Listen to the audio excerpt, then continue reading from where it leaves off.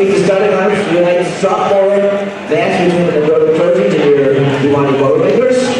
First for Mendota, number 2, Cameron Kelly. Number 3, Dominic Ritchie. Number 11, Aiden Tillman.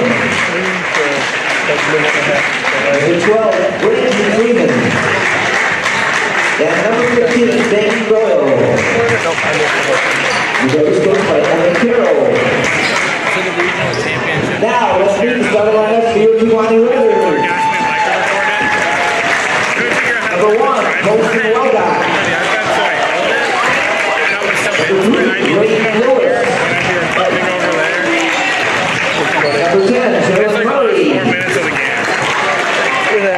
Number 12, William Conley. Imagine you make a lot of friends that way. Ellenbrock. You might have lost that day, guys. Maybe. It's a lot of fun. I enjoy it a lot. My dad's been very hard lately, but he can't get QRD games. So what's he been filming? What games did he been covering? He's refed a few games. I didn't know he refed. Yeah. Cool. Pretty much all conference games. So one of Miller's friends from BV, they went to McDonald's with us after the Shaune BV game. And my dad refereed a BV ball game, and they watched my my dad was refereeing that game. And I said so maybe your team just sucks. You don't want to check that out. He did not like that. I imagine that. You make friends everywhere you go, dude.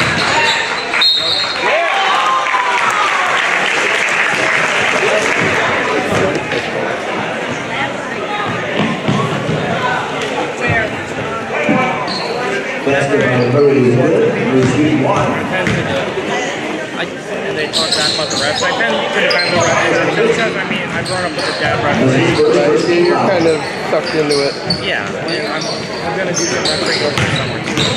Cool. For junior high and freshman basketball. Good for you. How we doing?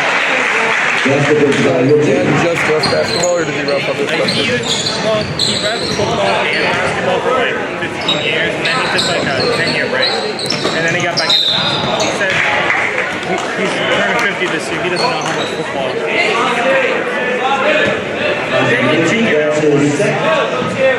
17 foul. The kid was very apologetic.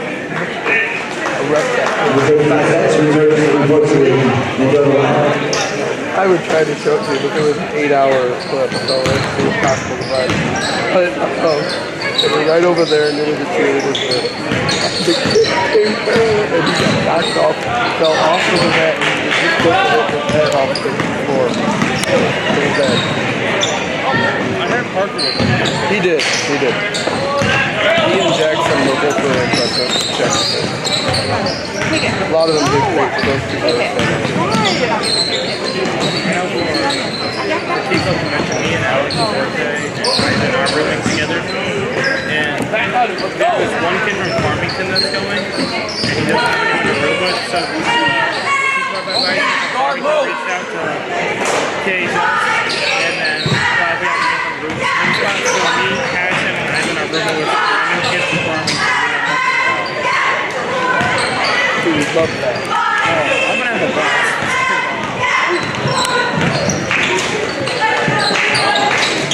How much work are you guys gonna have for midwinter? I just found what color I was wearing the other day. With decisions like that, I'm gonna get picked up. Savannah and my mom meeting when they talk about it. I'm in at the Key Club thing, though. Like, do you guys have a lot you have to do? Or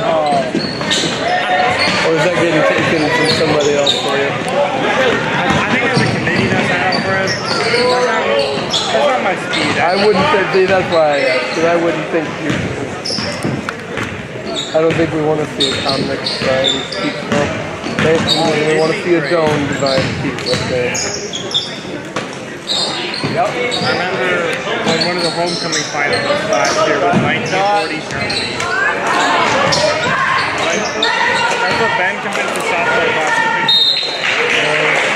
And they didn't pick up on it until later on.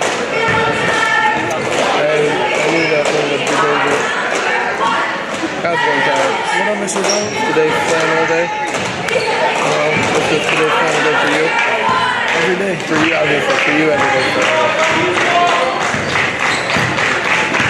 Tell them Mr. Bowman's a play great for all the shit that he does. What? Mr. Bowman's a play great for all the shit. Oh, yeah. I do just fine.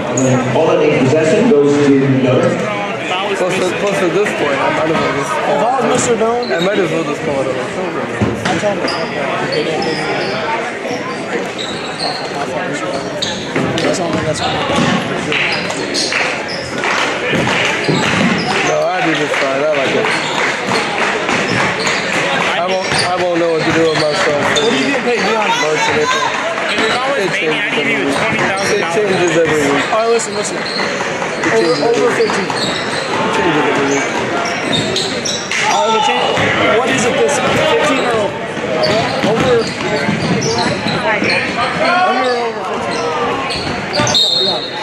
I do just He's getting paid $50,000 over there. Bro, I'd be out here sucking on this thing for 50,000.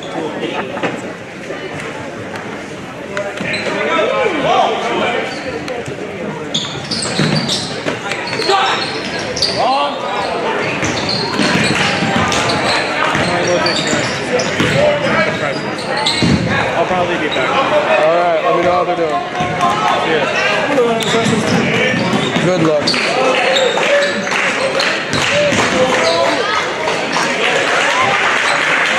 Drafted by Doyle.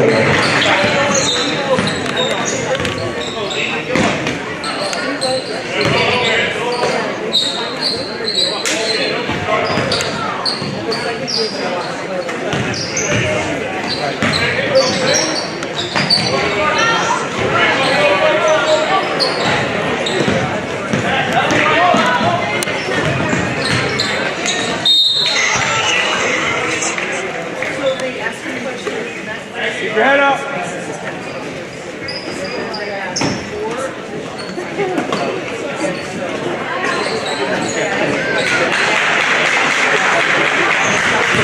Drafted by Doyle.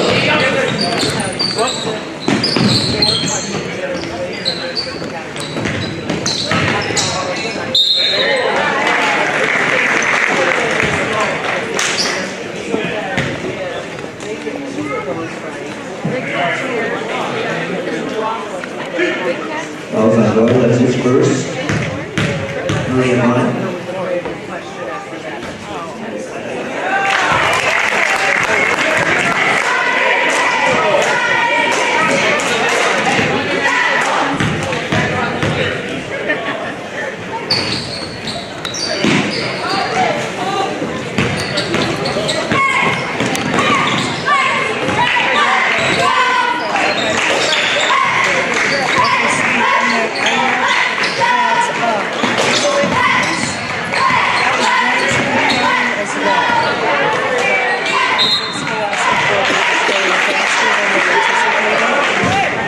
So there you go. So Ava and Chelsea and her daughter. Okay. That's his first team foul. Still have one.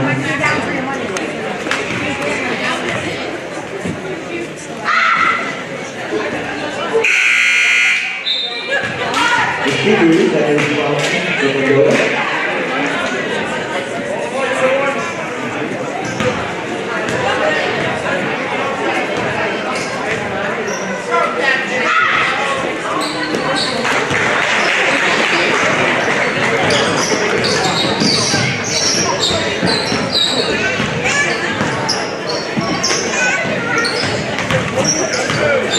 Oh, you gotta move.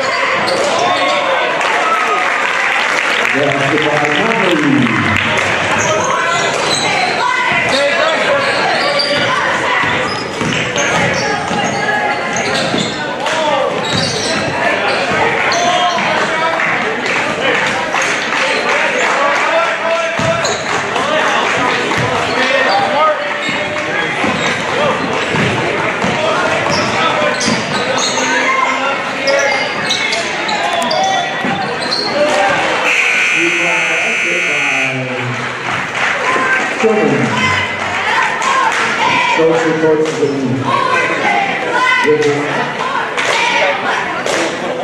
How's it going, Lamb?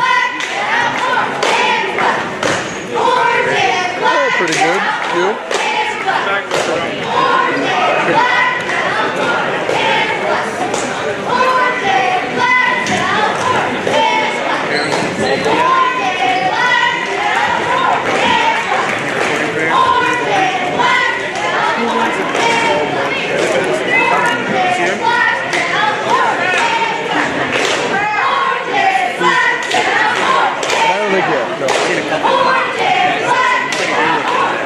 You want to answer the department to write the same? Or is this what we're doing? We're writing that better instructions for the next contest. Roll all practices. We're not going to people who are the athletes on the court. I'm the field and educating. Thank you for that century service center.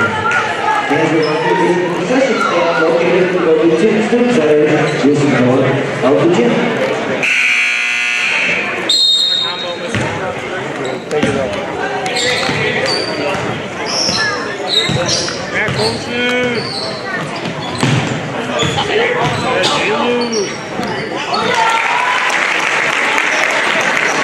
Drafted by Lewis.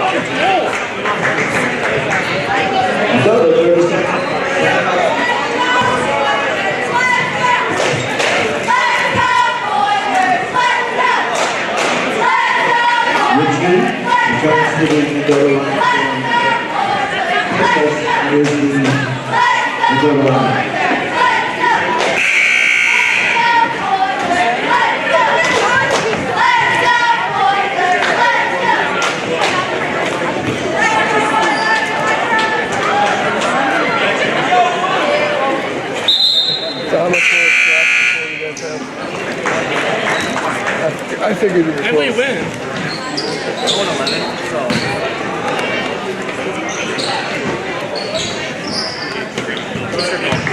Don't play scared games. He has dreams here. But if we look at the score for every single game, then we would never have lost.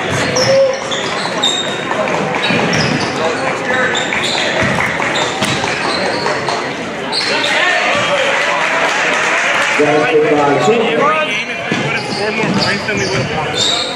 Yep, pass. Yeah, fight that logic. Every score except the ball.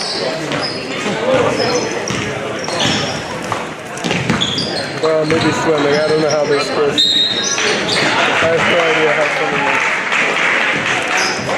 I assume they're just happy people over. Fouls on your team. I'll watch them. I don't know how much. Correction. Well, it's kind of. Fouls on Lewis.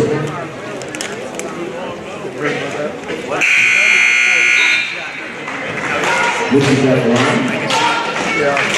He's more fish than human. Yeah. 34. Yeah.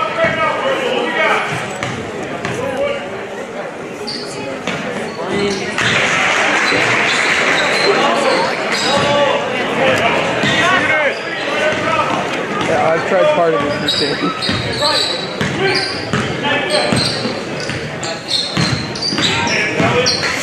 Do not let pricing go. Like that. Also, on the other hand, after a break, he dropped 40. No ball. Just go to the door.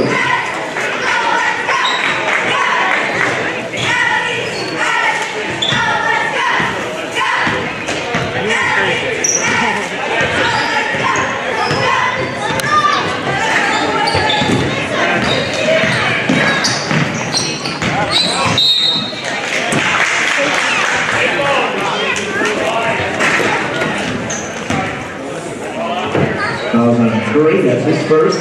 I figured he'd let you guys run it. 13 foul. The call time is 6:15, then he unlocks the band at 6:4.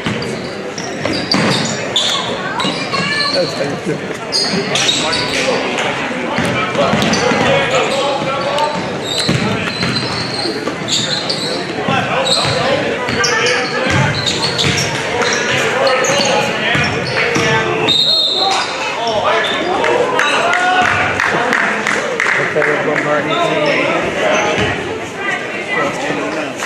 No fouls until the next is first. 14 fouls.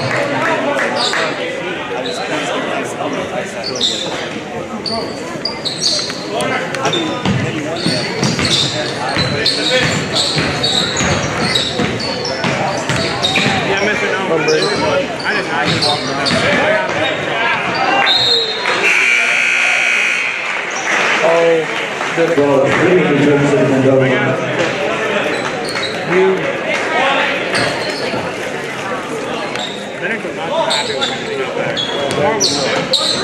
I imagine not.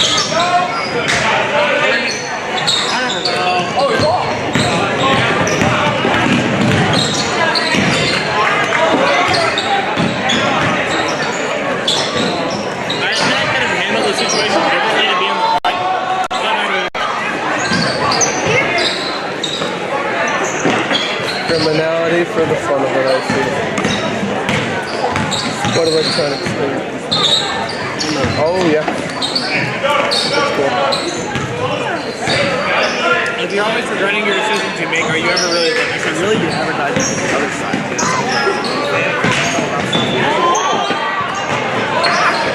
So this is for people who will come back.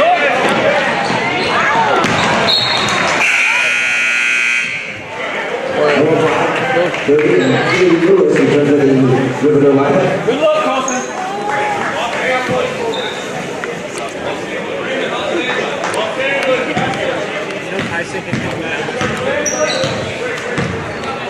He's 6'4" spiritually.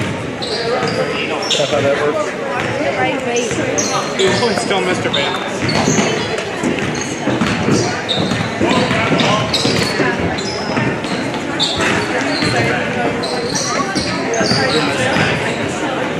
Every single game. No, every single game. I felt really bad the other day.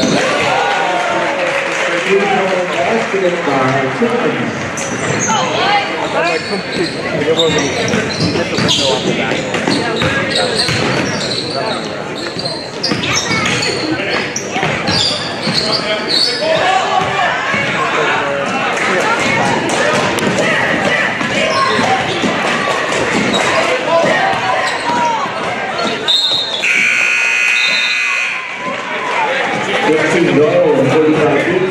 But I'm more upset than like right away to help the hand away, pick him up.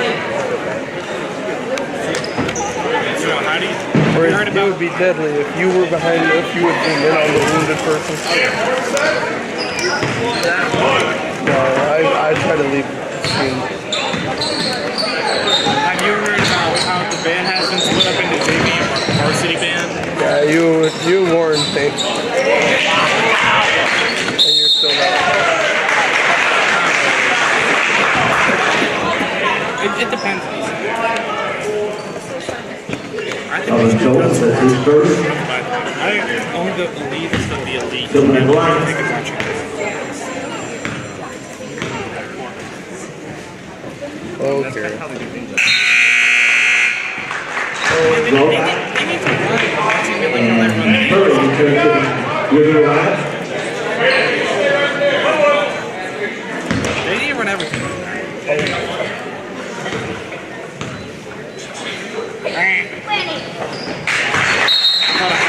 Come out the first. You were so close. A 30-second timeout. Mr. You get the yellow stroke got that. You should yell stroke that thing as a... Yeah, yep. Yep, because I want to lose my reps. You should In the immortal words of my third grade bus driver, If I do what you say, I will lose my job, and my goldfish and I will have to move in with you. So she told us. That never left my head.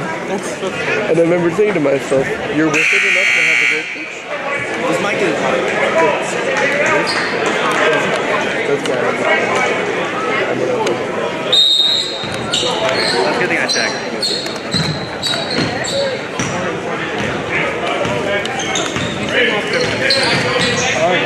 No, wrong play. It's a full script. Maybe that's why my dad's kids are so loud in the Japanese.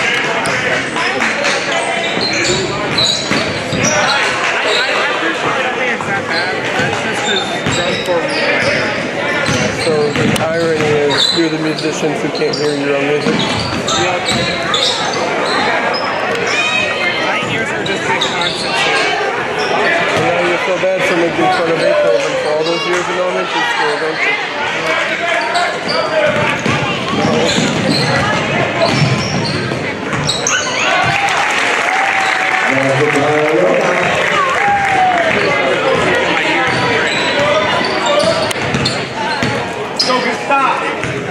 Yeah, I had 60.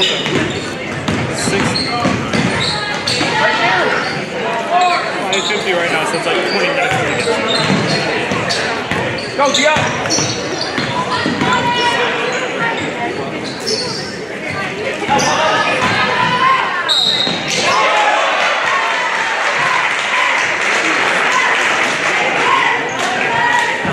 Foul on Johnny, that's his first.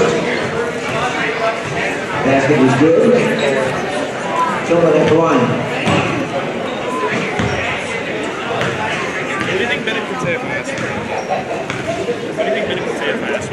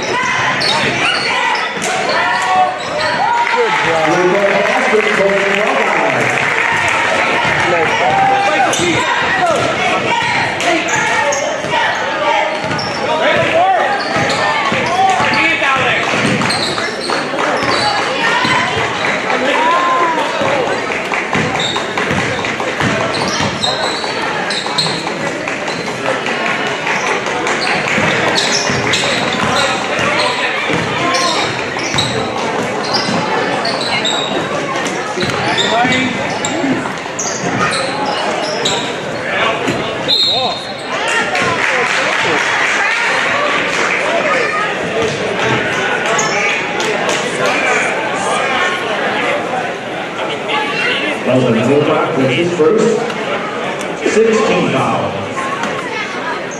Pay attention, guys. Let's go.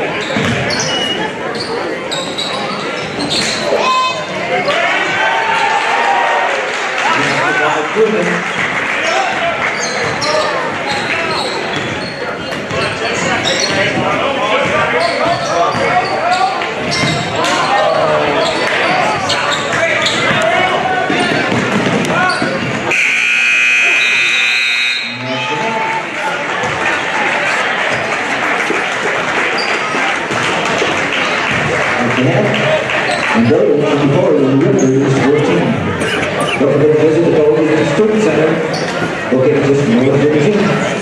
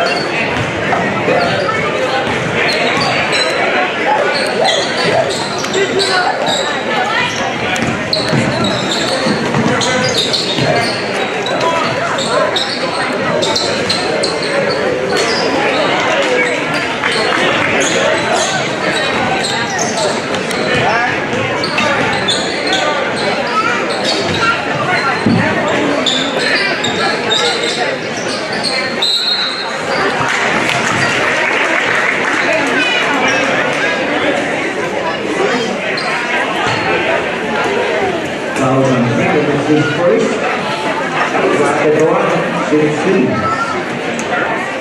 First team foul for Mendota also.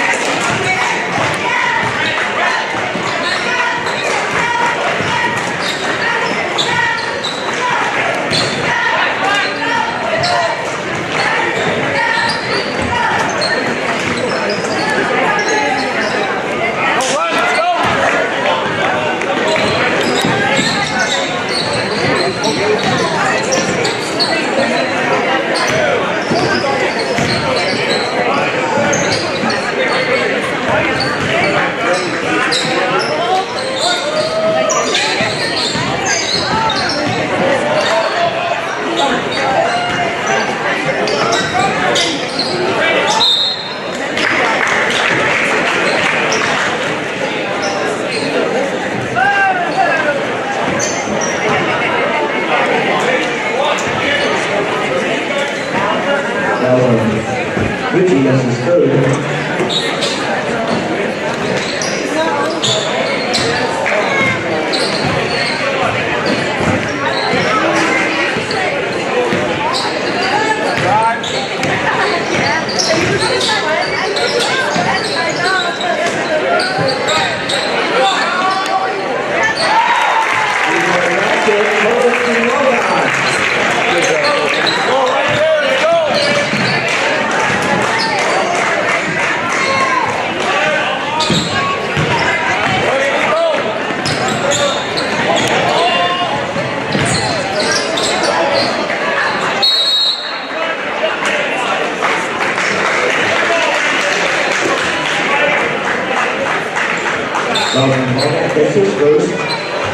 First team foul.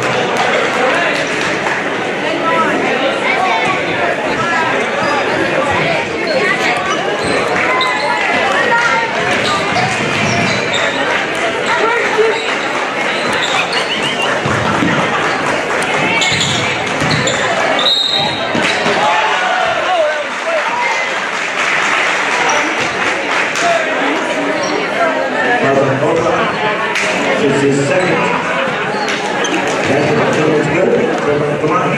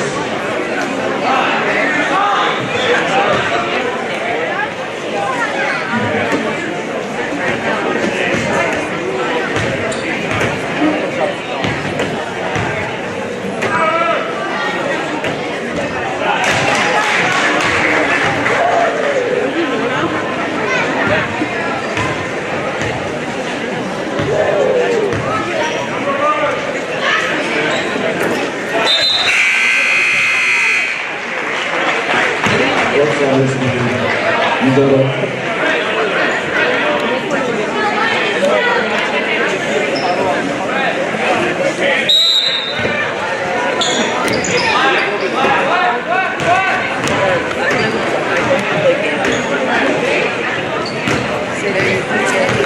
It was dead.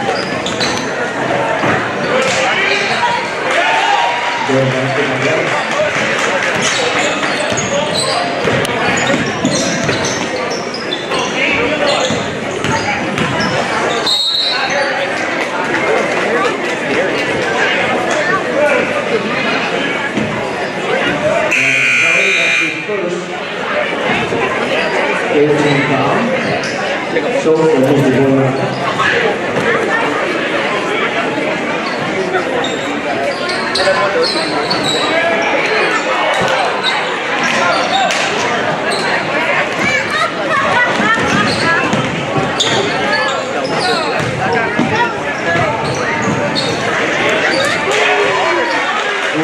Basket by Honorary.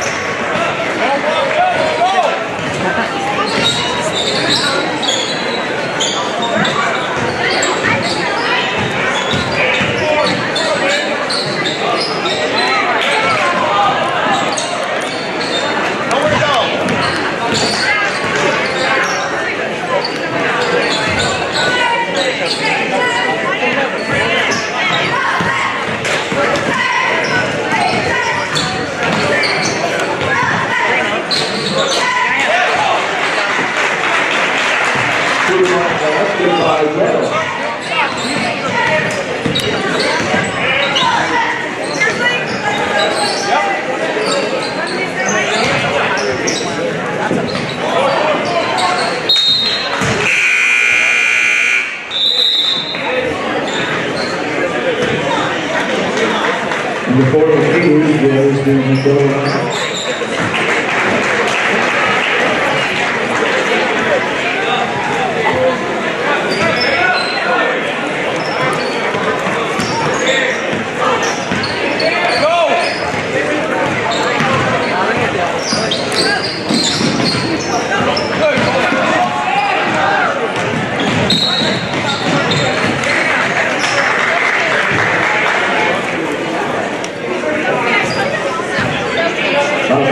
That's his first 14 foul.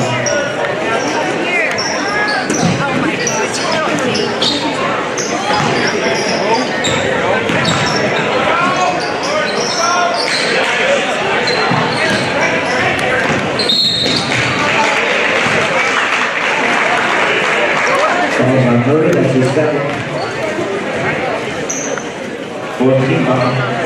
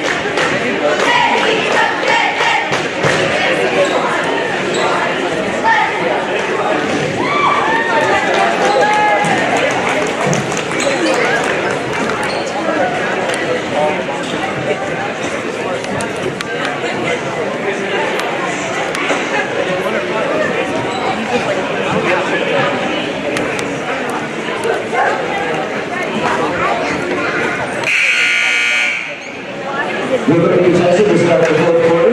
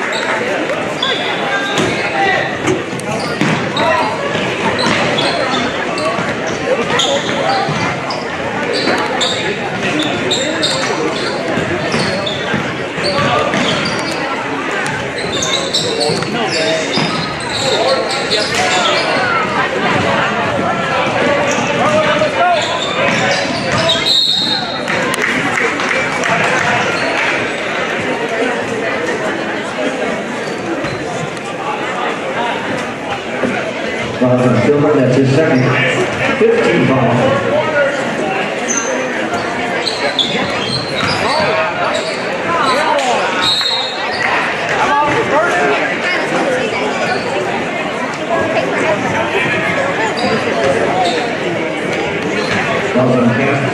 That's his first 16 ball.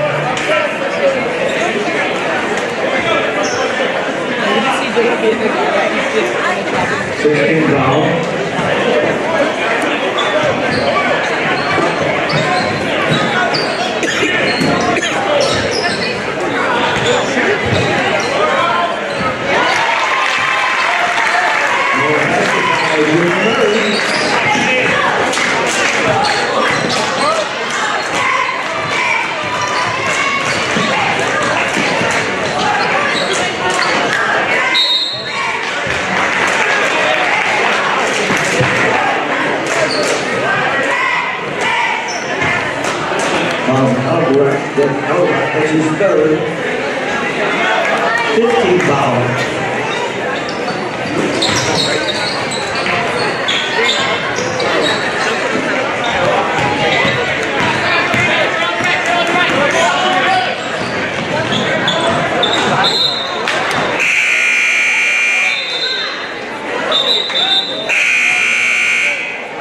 12 Fred and 3 Richie return to the Mendota.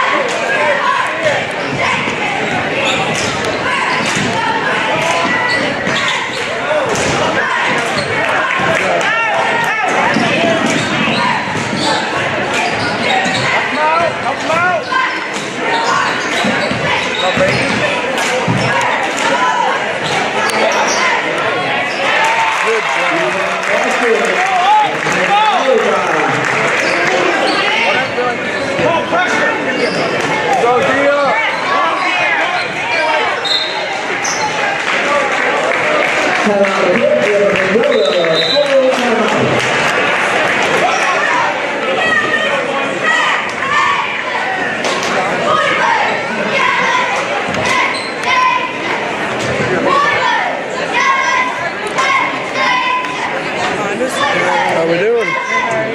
Too bad.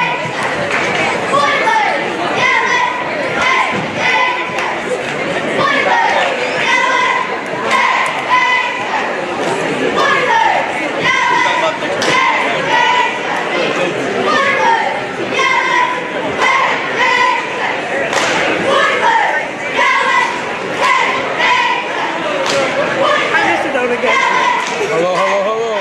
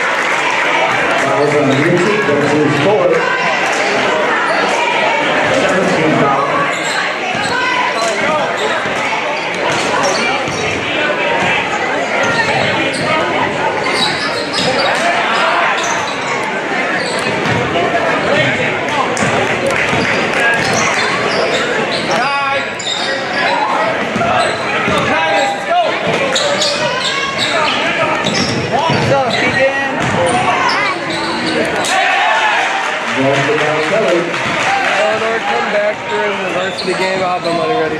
Yay! I'm a little too busy right now, but I'll get my money ready. You did the same 50-50 for both games. Smart. Very smart. Are you on the mid-winter committee? Like pre-prop. Yeah, exactly. Because we're out here in here too. Yep, that's not what works. It doesn't work. That's not going to be part of the But I'm glad they have it in Abraham. You don't want to know what a zone and freshman mid-winter would look like. I don't know. I know the guy who'd be hurting the freshmen. I don't.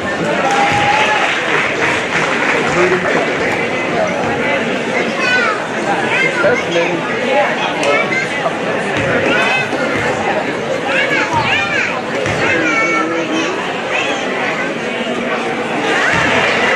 All right, I'll be here. This is my first.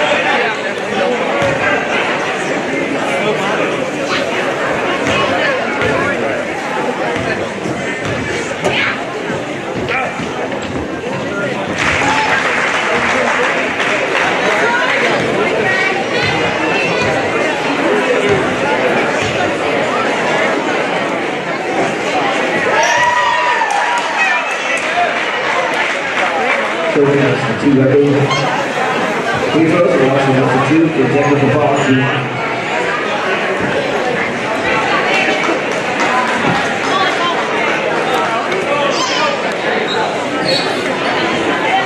Yeah, that's right. Back on 3. Be smart. Be smart.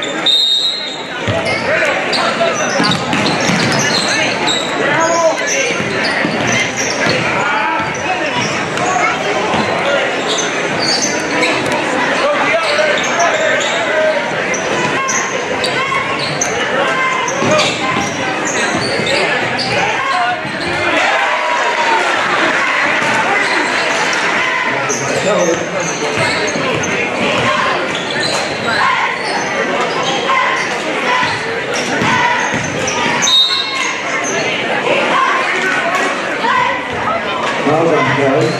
That's your second team off.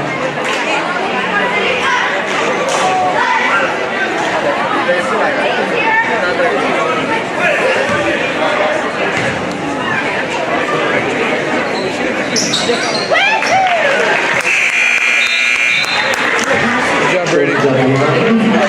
Usually return to the Mendota line.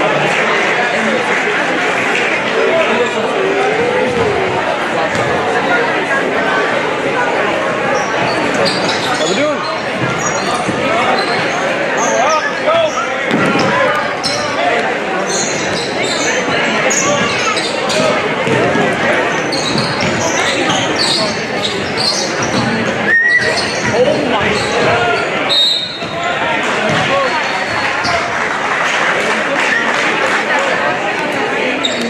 Fouls on Lewis, that's his third. Sends Kelly to the line.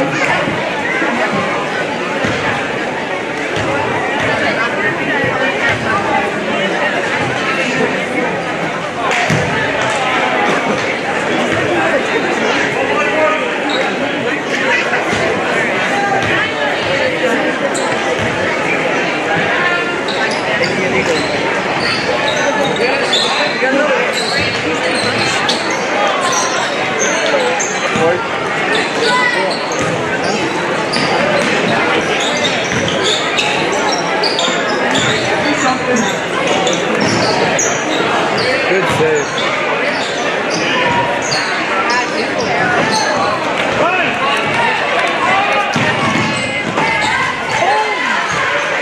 Basket by Burrow.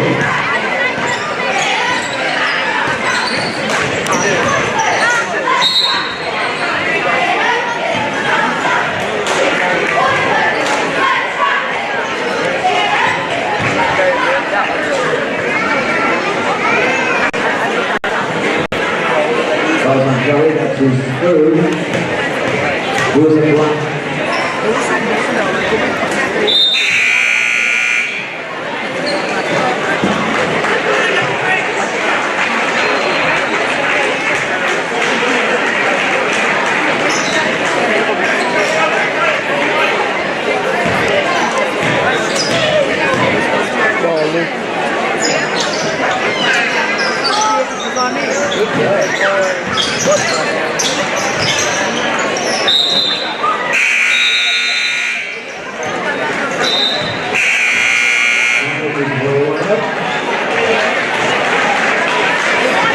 foul against the Mendota.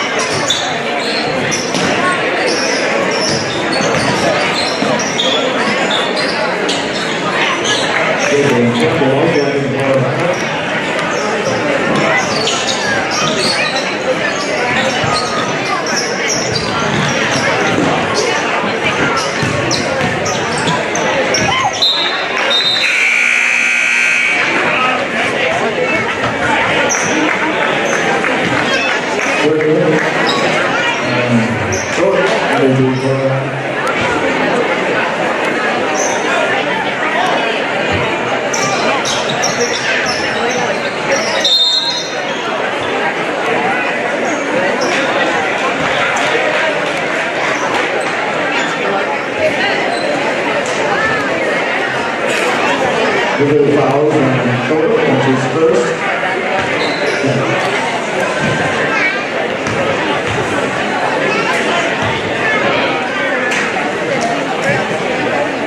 That's the line.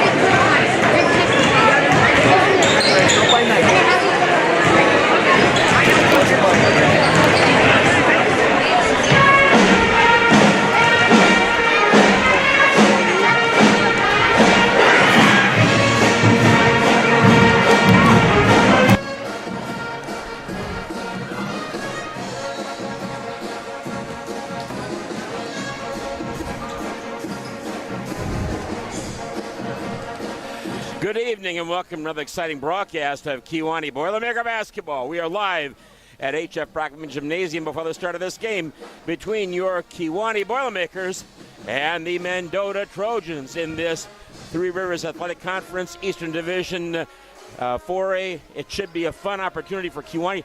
They were victorious by 7 points over this team at Mendota, but we know what happened last Friday night. Kewanee lost to a team that they had beaten at their at the other floor a few weeks ago. I'll spit it out yet. My name is Russ Hughes. You probably don't want to know that. And Jeremy Peart alongside. And Jeremy, we're looking forward to seeing a good game here tonight.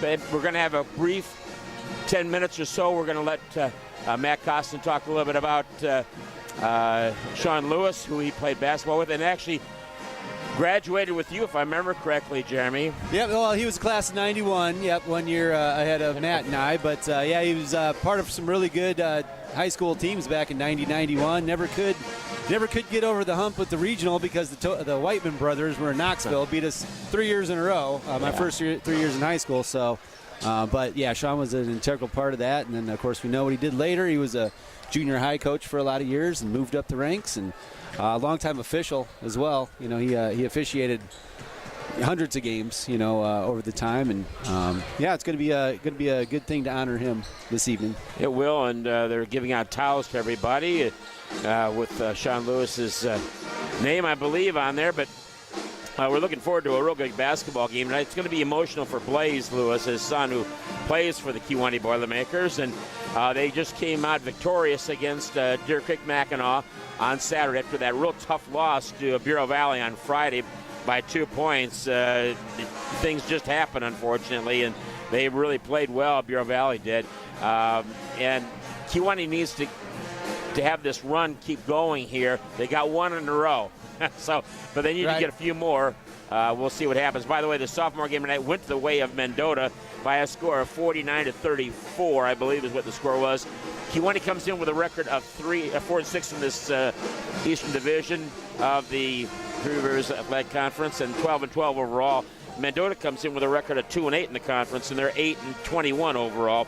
They've lost their last 6 in a row, but they saw what Bureau Valley did last Friday night.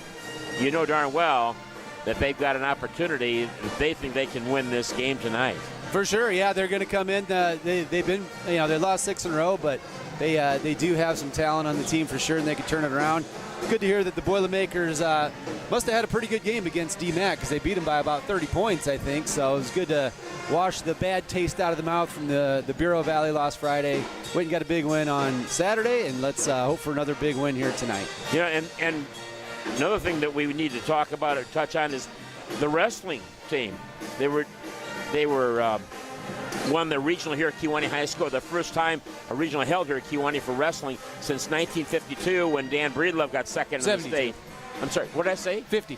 I'm sorry. 72, yep. 72, thank you very much. Jeremy, without him here, folks, you would not be able to actually understand what's going on. So I appreciate it. He is my interpreter. Keep it up, please. 52-72, it's close, but it goes from black and white to sort of color. So anyway, the point I was trying to make was the fact that is a tremendous accomplishment by Kewanee. They won their last 2 regionals in a row and wrestling, and they're going to be playing in the wrestling in the sectional down in Clinton, Illinois, and that is a good opportunity again for them. They could win that sectional. They've got a lot of wrestlers are still going to be wrestling. They've got some third-place wrestlers, and I don't have the information with me. I apologize. And then they've got 2 second-place wrestlers and 4 individual champions, and just a tremendous job by those wrestlers. That's important to talk about. Also, when I mentioned too, the fact that Kewanee's bowlers, they ended up 4th place in the regional. They're going to the sectional. So the bowlers, the girls, are tremendous job. Maya Maroka is unconscious, I'm telling you, folks. But she's got other people helping her out, of course. Let me give you their names, too. Aspen Shikareth, who really is excellent, too. Christina Armstrong, Heaven Nimrick, and she's at 600 pins almost every 3 games. That's very impressive. Yes, she's been a bowling prodigy for many years. And her mom, her dad, of course, one of the best bowlers in the area. Her mom and dad, very good bowlers too, very good athletes too. So congratulations to Maya Maroka and the Kewanee Keglers, they call them, right? The Keglers, yes. Yes. First time in the sectional ever. So, and they've been bowling many years, at least 50 years. And first time to move on as a team, so that's important. Russ, I can go over, we've also got a very good 8th grade volleyball team as well at Central Junior High. Wanted to touch on what they're doing over there right now. It's nearing the end of their season, I believe. Their overall record, the 8th graders, 15-0, which makes them also 7-0 in the conference. They're coached by Amanda Johnson and Nikki Kubiak. And they recently went up against Orion, and they won that match. Is it okay? So each one is a match, and then the whole thing is a set. I think that's how it goes. Anyways, they won the 2 matches there, 25-15 and 25-17, to win the entire set. If I said that right. Yeah. Ace leaders were Macy Pickering, had 5, and Macy Anderson had 5. Assist leaders were Riley Pfister with 4, Macy Pickering had 3. Kill leaders, Macy Anderson 4, Riley Pfister 3, and Damaris Diaz had 3. And the block leaders were Macy Pickering and Damaris Diaz, each had 1. So that's very impressive. A little tougher on the 7th graders, but they came out on the losing end of that match. But things are looking up for sure down at the junior high level for volleyball. Thank you so much for giving that information. And by the way, thank you so much to Amanda Johnson for getting us that information, and we will be happy to do just that. By the way, the Kewanee girls unfortunately lost by 4 points, 51-47 last night, but the Boiler girls will be going on Saturday for they call the playing game on the 11th, I believe it is, and they'll be playing at Hall Township again. But they played well last night. They lost by 7 points to them earlier in the season, to the Hall Township Lady Red Devils, and then last night they lost by 4. Now they were down by 20 to start the second half. The Lady Red Devils got 1 free throw. They were down by 19. That made it 20, and the Boiler girls came roaring back. Never say die, and they came roaring back and came within 4 points of winning that basketball game. Tremendous accomplishment by Coach Nick Christakos' basketball troops, and maybe they can pull off. We'll see what happens. It's really hard to beat a team. We all know this from recent memory and from every memory. It's hard to beat a team 3 times in a year. So you're going over to Hall's Place, but like you said, it ended up on a high note for us. If we can continue that on to the next game, then go get a W there, and who knows what can happen after that. And by the way, all of the seniors we talked to on the air after the game, and those are archived, by the way, at Kewanee High School Sports and Special Events on YouTube Live, but it's also archived at WKEI. Sean Kernan had it on this morning, which was nice to see. By the way, I also want to mention, too, the boys and the girls are both at Bureau Valley. Storm Cellar over at Bureau Valley. Beautiful facility. I love Kewanee High School, #1, but that's got to be a close second or third, so far as I'm concerned. I like the way that they have it over at Rockridge, too. They've got a nice gymnasium over there. So for sure, yeah. Yep. But all that being said, the band sounds great. I want to mention, too, a couple more things that we got from our friend over here, Jerry Salisbury. Blaze Lewis scored his 50th three-pointer on Saturday. He is the 14th Boiler to reach this mark. He's also the 5th junior to do it. A group that includes Riveter coach Dayton Ince in 2013. Career totals finds juniors Brady Clark at the 11th place with 89, and Blaze Lewis at 12th place with 87 three-pointers.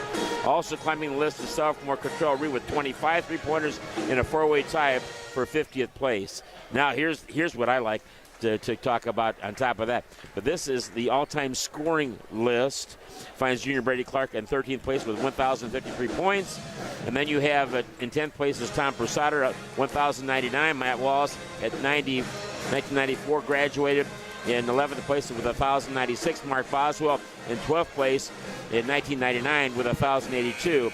And by the way, Blaze Lewis is in 103rd place with 446 points. And now we're going to go ahead, after the playing of our school song, which I'm going to go ahead and see if we can't just switch it now over, because Matt Costison is going to be out here. Yeah, let's hear this honorary ceremony for Salute to Shaune night here at HF Brockman.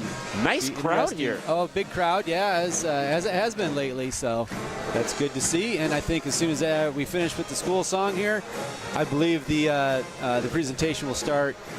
Matt Costison honoring Shaune Lewis. And by the way, we will be going live on WKEI here shortly, right at 7 o'clock. And this number 44 for them, he's a big young man. That's Jose Roca. He is 6'6". And the young lady we saw play, Tony Newton last night for Hall Township, was every bit as tall as he is. Wow. I mean, she was tall. And again, we're looking forward here. I'm trying to get the attention of Jacob, but I think he's going to switch it over to that, no matter what. That big mic, I think, when they start the presentation, which should be soon. Then we'll go right into the national anthem. Then we'll be back with you. Frank Toka, by the way, is the gentleman who is on the PA. Contribution to our school and community. July 2nd, 2020, Coach Lewis passed away. Coach Shaune Lewis spent over 20 years of his adult life teaching, coaching, and officiating basketball. In Shaune's 5 years as head varsity coach, his record was 93-60 and won 2 regional titles. His teams played as a coach, intensely and passionately. He definitely was a pillar of our basketball program and continues to be. Please let's have a moment of silence to remember Coach Lewis.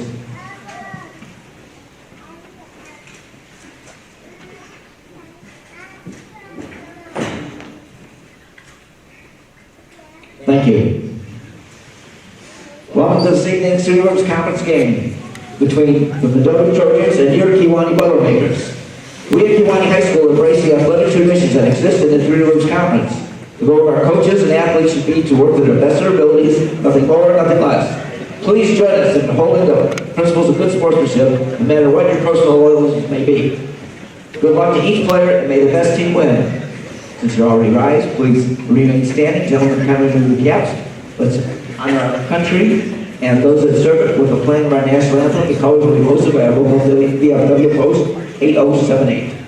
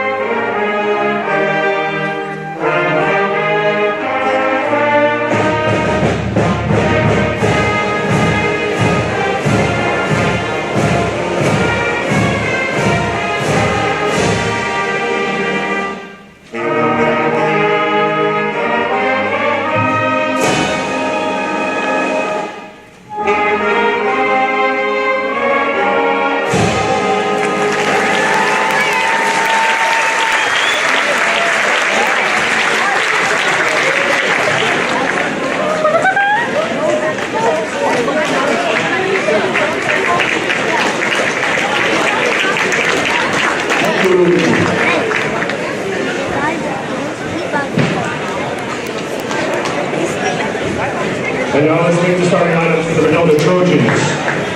First at guard, number 1, Hale Strauss. At guard, number 2, Isaac Guzman. The center, number 3, Rafael Romero. A forward, number 4, Tom Strander. And at forward, number 13, Ryan Strauss. The notice coached by Steve Wassler. Assisted by Nick Hayes. All right, man, we've made our tribute. Let's do another one. Have a little fun. Everybody on your feet. You've been given a towel. And let's do Coach Lewis proud, and let's blow the roof off of Brockman Gymnasium.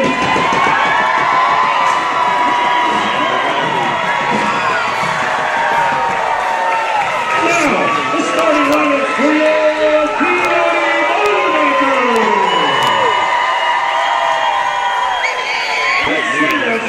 your senior, number 22, Shaune!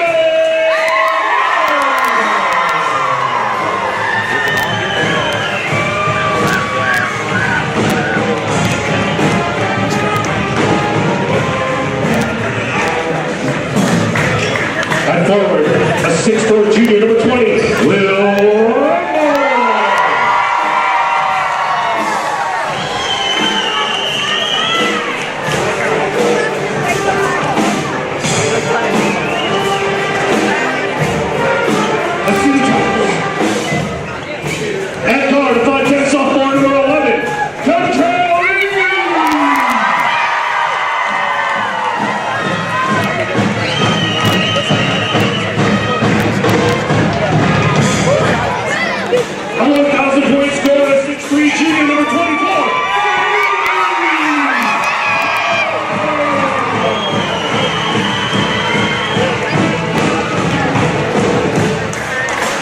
and guard, the 5'11" junior, number 4.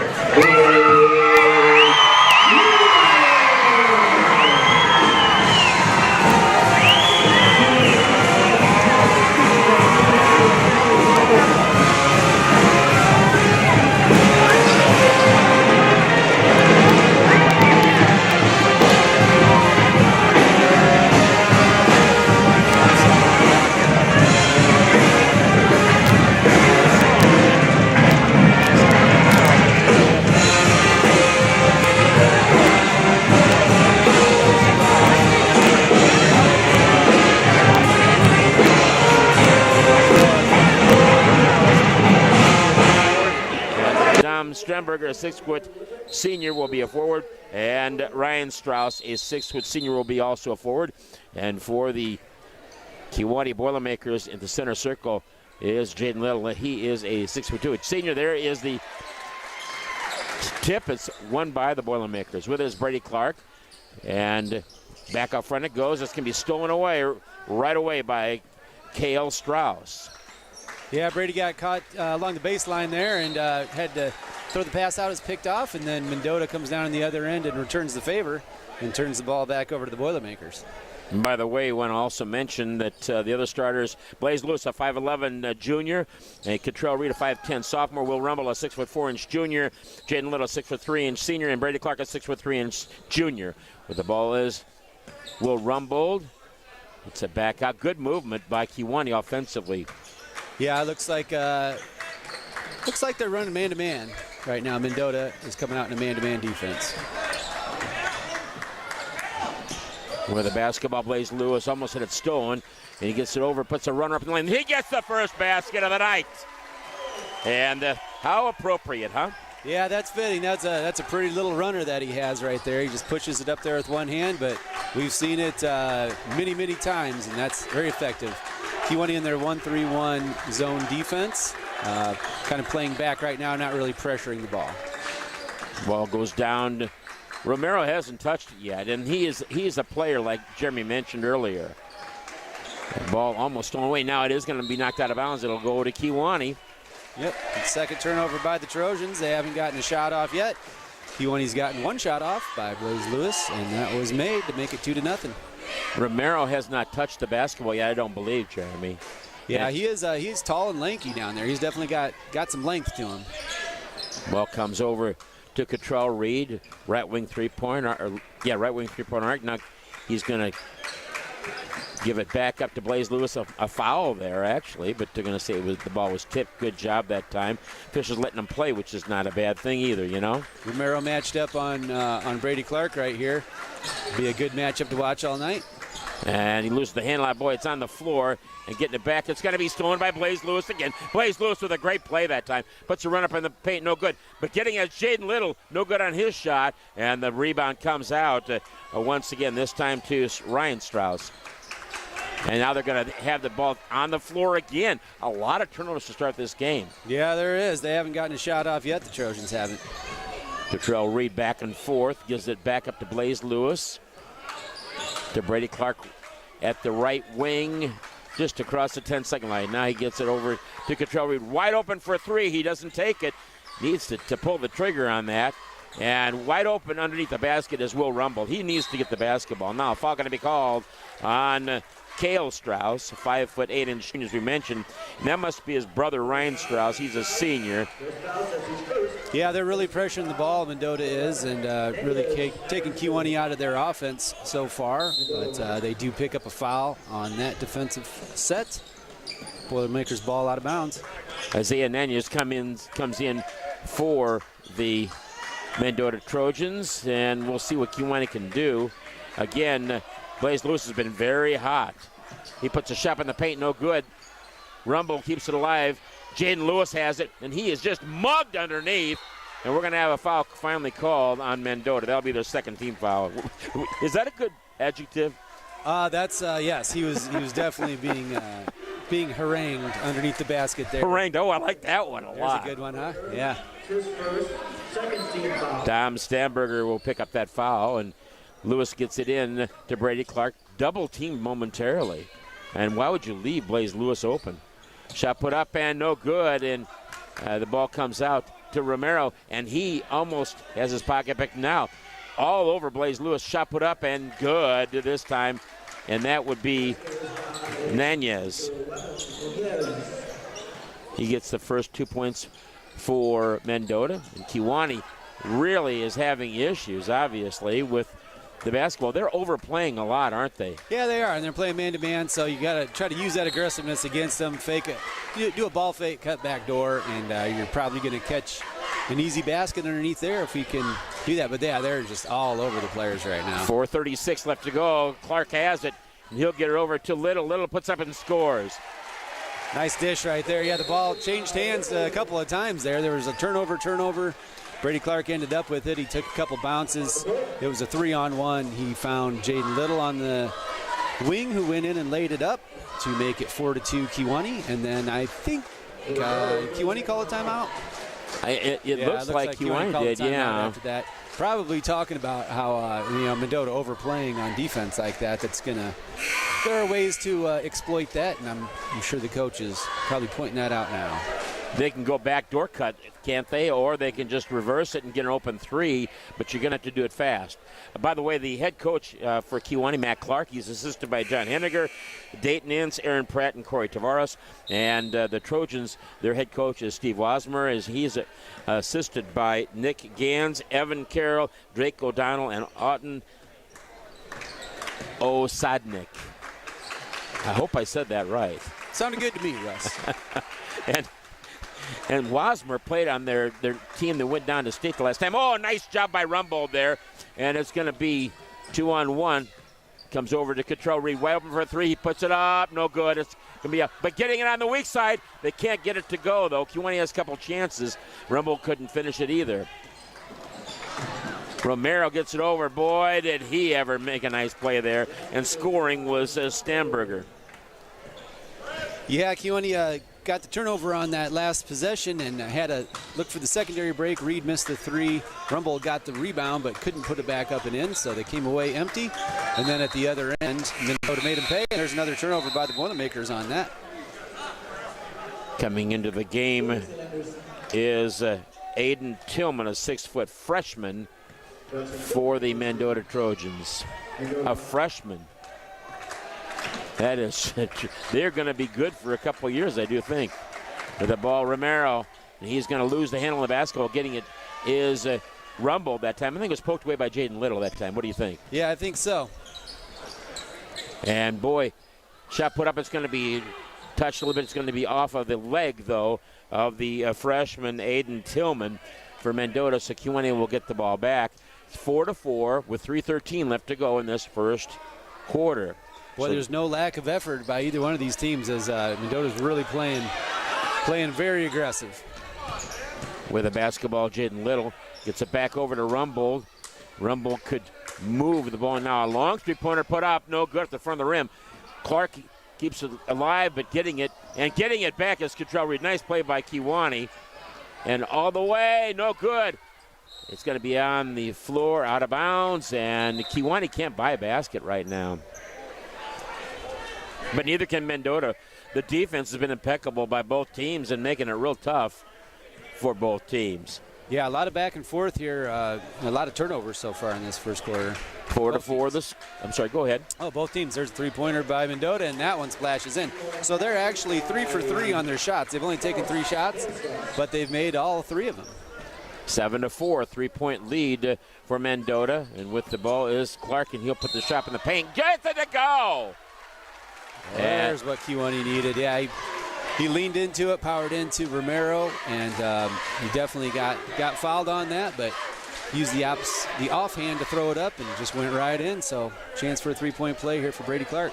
7-6 the score, and coming in for Kewanee, Devontae Jordan and Blake Johnston. Now here's somebody who was not in previously, and I thought it was Romero too, but they did not put it up on the board yet, Jeremy. There was the 3 foul, but the 3rd foul's not up there yet. Well, I don't know. It looks like maybe they're taking away the basket on this. Boy, that seems odd. They did take away the basket. I guess they took away the basket and said it wasn't on the shot. Oh, my goodness. That was pretty clearly on the shot. Blaze Lewis gets the shot up, no good, and ball comes out to Romero. Kewanee's getting point-blank looks. They're not able to finish them. And instead of being an opportunity to get the 3-point play the old-fashioned way, and now a shot put up and good by Isaac Guzman. And it's now a 5-point game, 9-4. Kewanee was just up 4-2. So if you figure that out, that's a 7-0 run by Mendota. Now we're going to have a foul called, and it should be called. And Nunez is saying, hey, well, I'm not doing nothing wrong.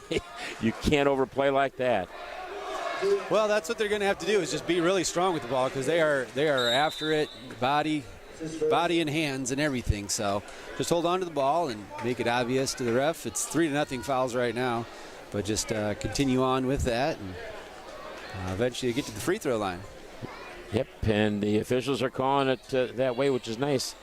Ball comes in. Now we're going to have a foul called on Woohoo. That's a tough one there. He called it from the exact opposite side of the court. There was a ref standing about 5 feet away from Blaze Lewis on that, but the guy at the other side of the court decided to call that an offensive foul on Blaze Lewis. Another 3-pointer from the left wing, and it's good. Kewanee needs a timeout. Again, that is the second 3-pointer by Strauss. Well, they haven't missed a shot still. 5 for 5 and 2 3-pointers in there. 12-4 is the score. And with the basketball is Brady Clark down the baseline. He's cut off, and he's going to have the ball knocked out of bounds. How's that not a foul, Russ? He got hacked by 3 different people, and they're not blowing the whistle on that. I don't understand. What's nice is Blake Johnston is in the game. He is a force underneath, and you know he's not going to have anything bad. We're going to see what happens here, and are the officials going to call a foul here? Well, you're going to have to, you might have to run some football plays if they're going to let them play like that. With the basketball, Kewanee, they need a basket here. Now it does come into, nice play run by Kewanee, and that is 2 points for Brady Clark. Kewanee back within 6. It's 12-6. Mendota has the basketball. Christian Gazar is going to come in the game here pretty quick, Jeremy. Yep, he always provides a little spark on defense for sure with his quickness. And that goes over to the right-hand side. They've got to get somebody on their 3-point shooters because there's another one wide open for the 3. This time it's no good. Clark has the rebound on the weak side. He dribbles down over to Cottrell Reed, and he's going to get back over to Clark. Blaze Lewis finally takes a 3. No good at the back of the rim. And Cottrell Reed gets that rebound for Kewanee. I'm sorry, Devontae Jordan. I apologize. Devontae Jordan Good play by Devontae Jordan, Jeremy. Go ahead. Yeah, he went up high there and got that rebound. Blaze missed the three-pointer, but got the offensive board. We finally got our first defensive board, too, because they missed their first shot of the game, that last three-pointer. So they are 5 of 6 shooting now. Mendota is with a 12-6 lead with 41 seconds left. 47.4, yep. 47 in the first Yep. quarter. And again, Kewanee is trailing by 6 with 45 seconds left to go now. Blaze Lewis with the basketball to Devontae Jordan into the corner for Christian Gazaras. Gazaras really quick. Nice play, and Kewanee's going to put up Larry Clark puts up a shot. No, he's going to be fouled instead. That's the 4th team foul, and you know, one thing that Mendota's got to do, they've lost 6 in a row. They have to do something to stop Kewanee's offense, and they've done it. Well, yeah, I mean, just 100% hustle and physicality, really. But 4 fouls now for the Trojans in this first quarter. The ball comes over to Blake Johnston. He's going to have his shot blocked, and it's going to be taken out of there. Boy, Christian Gazaras really fast down the court. The ball comes back out in front to Guzman. He puts up a 3, no good. And flying in there, should have been a foul called that time on Stamberger. Kewanee's Brady Clark with the basketball. Over now, Blaze Lewis wide over on 3, left-hand side. No good. Rebound on the floor. It's going to be stay with Kewanee. And Gazaras did a good job there, obviously. It has not been Kewanee's night thus far, and they need to make it their night. No, just shots aren't dropping right now. They've had some good looks and haven't been able to make them drop. Devontae Jordan gets the ball. He's going to be trapped. Now we're going to have a foul called, and this will be at the buzzer, but the foul counts because that's going to be the 5th team foul at the buzzer. Kewanee does not get a shot off, which is too bad. It's going to be 12-6 Mendota at the end of the first quarter. And who gets the foul? It's going to be the 2nd on Stamberger. He has been very, very over the top. Physical. Yes, yeah. He's been after ball hawking for sure. So, yeah, I don't know. I think they're talking about it right now, but I would assume that means it should be Kewanee's ball after the quarter break, and the possession area should remain where it is. But we'll see how they work it out. I don't know. You would think you would get something for that foul right at the buzzer, but yeah, that would make sense to me too. They gave him the ball to start because the possession area right now points to Mendota, but we'll see how it works. It's a foul either way, so 5-1 in fouls. Kewanee just could not shoot the ball, and the exact opposites in shooting here. Like I said, Mendota was 3 out of 3 inside the arc and 2 out of 4 outside. Kewanee shot 12 times, 12 two-point shots. They only made 3 of those, and they were 0 for 4 from the three-point line. Good rebounding. Kewanee had 9 rebounds to 5 in that first quarter, and also they had 3 turnovers, and they forced 6 Mendota turnovers. So they won the other battles just shooting really cold right now, but I'm guessing that's going to turn around. And they did not give the ball to Kewanee. So with the basketball, the Mendota Trojans, Kewanee out there on the floor. Blaze Lewis, there's going to be a kick called, and Mendota will get the ball out of bounds. Out there again, Devontae Jordan, as well as Blake Johnston, Christian Gazaras, Blaze Lewis, and Brady Clark. And with the basketball are the Mendota Trojans. Boy, Gazaras really gets over there fast, doesn't he? Yeah, he is cat quick down there. He's running the baseline in that 1-3-1 zone, but he can cover both sides of the court very quickly. Ball comes in right away, and it's going to be down low. We're going to have a foul called on Kewanee's Blake Johnston. That'll be his first and the team's second. And by the way, I want to mention real quickly that the game tonight is being brought to you by these fine sponsors on WKEI, Kewanee, Galva, and Stark County Physical Therapy and Rehab Specialists, and shot put up and good by Mendota. Yeah, they ran that little inbounds play where Kewanee was face guarding the players, but they put it up over the top, and Johnston puts a shot, and he scores. Good job on the weak side.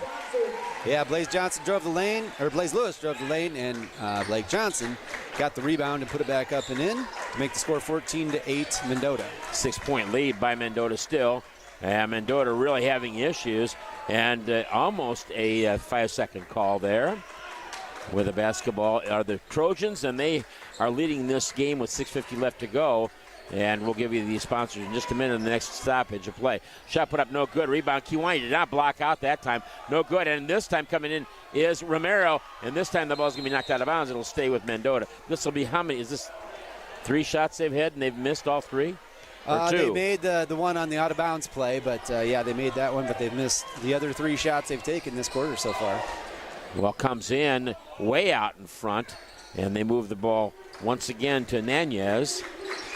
He started last year. I'm kind of surprised he didn't start this year. Ball going to be thrown away. QI will get the ball back now. Real quickly, I'll give you our sponsors, Union Federal Savings Loan Association, as well as Gustafson Ford, People's National Bank, and Kiwani, Galva, and Stark County Physical Therapy and Rehab Specialists. And the shot put up, no good on the shot, but they're going to say a foul before. It'll be out. And with 6:24 left in the first half, Jeremy, we're already at 6 fouls for Mendota, so it's a bonus coming up. There'll be free throws here in just a couple minutes. Yep, next foul, Kiwani will be shooting the 1-and-1. So just continue running your offense like that, being strong with the ball, and don't turn it over. Let them keep racking up the fouls. Pizarro dribbles to the right-hand side, and now it's going to be tapped away, and getting it back once again is Nanez. He has it. He's going to be elbowing, and we're going to have a foul called on Cazares. But, they just got Blaze Lewis for pushing off. That was equally, if not worse, that particular play. Both those guys, Cazares was mad. He kind of threw the ball away on the other end, but they were riding each other all the way down the court. And they finally blew the whistle at the other end and got Cazares on the foul. Ball comes in. Cottrell Reed comes in, by the way, for Cazares. Long pass over, and now they're getting after it defensively, really getting over there. Shot put up now on the left side, no good. Rebound comes out. Romero has it and got away with the travel. You betcha, the good call. Blake Johnston, the official down there. Good job, Blake Johnston, huh? Yeah, I like that. He knew he didn't want the foul, so he went ahead and did the traveling signal, and the referee agreed. Blake Johnston doing a good job. Kiwani puts a shot up, and it's going to be taken away by Mendota on the missed shot. Romero going to lose a handle on the basketball. That basketball has some Vaseline jelly on it or something. Shot put up no good by Kiwani, and another miss. And this time with the basketball are the Mendota Trojans. They get it over there, and it's going to be a foul called on Blake Johnston. He'll pick up his second, I do believe, and the team's 4th. So 6-4 in the fouls. And they're going to give him free throws here. I guess he was underneath the basket there. It seemed like he kind of head faked, but they must have said he was going back up for the shot on that as he gets 2 shots here, misses the first one. But yeah, the shooting woes continue for Kiwani. They've had a couple of decent drives. Clark's had a couple of drives to the hoop where he normally gets those in, just going off the back iron, and haven't been able to close that gap at all as it misses the second one, so it remains 14-8 Mendota. Brady Clark gets the rebound, and with it is Blaze Lewis. He puts a shot, and it's good! Blaze Lewis gets his second basket, and Kiwani back within 14-10. And shot put up by Nanez, no good. Good defense by Blake Johnston. I thought he might make a difference. That was a great defensive play by him. Ball over to Cottrell Reed. They move it around. Blaze Lewis needs to get open. They need to get a couple of... He drove the lane on that last one. He did that push shot, but he did it from about 15 feet out, so that was... Yep, and no good on the shot by Cottrell Reed. Shot put up. Oh, on the block by Brady Clark. I thought they were going to call a foul there. Well, it didn't look like he fouled. He actually hung. He didn't get him with the body at all, and then once the ball was up in the air, Brady was already up in the air, and he swatted it out of bounds. So that was a clean block. Both teams have one block shot right now. Ball comes back out. Boy, they move the ball around very nicely. Romero gets it over into the corner. Back out front it goes to the three-point shooter, Strauss. And they move it down the baseline. Strauss with it left side now once again, and they are really moving the ball well. Strauss puts up a three-pointer, and it's there. Nothing but the bottom of the net. He missed 2 free throws, and then he gets a three-pointer. It's his 3rd three-pointer of the night. 17-10, their biggest lead of the night. Yeah, I think they got away with a little walk on the wild side down there, too. One of their players kind of left his feet. No good on the three-pointer, but Jaden Little gets the rebound back. Good job by Jaden Little. with the basketball once again. Kewaunee three-pointers are just not going down. Blaze Lewis for a three-pointer, no good. And with the basketball on the rebound is Jace Barrett, who just came in the game. Yeah, Blaze is pretty deep in the corner right there, and it went off the side of the backboard. And Mendota basketball, they're moving it around with the lead 17-10. And the ball stolen away by Little. Nice job by hit to Brady Clark. Brady Clark will take it all the way. He'll put the shot up, and he scores! Well, you betcha that's a good call by the official. That was not offensive foul. He was not set, and Brady went to the side. That was a huge 2 points for Kewaunee. You know, I'm not sure that somebody didn't get a hand on that off the backboard. But either way, that would have been goaltending anyway, so the shot would count. But it went right through, and they had a little talk about it, and they did count it. And the free throw, good! That was big, Jeremy. Yeah, big turnaround. That was hopefully a little momentum getter right there. It's a 4-point now. Three-pointer put up, no good. Rebound comes out to Blaze Lewis from the strong side of the basket, and he gets it to Cottrell Reed. Good body movement there, and back over to Will Rumble, who is going to put the shot up, and he can't get it to go. And the rebound by Romero. Romero doesn't score a lot, but boy, is he strong and really good. And being knocked down is Brady Clark. Shot put up and good by Baird, I believe. Yeah, 13 would be Strauss. Ryan Strauss gets his first basket. Back to a 6-point lead. Yeah, too bad. Brady went to the floor on that, so they were basically going 5-on-4, and they found a way to they found an open player into the basket for an easy shot.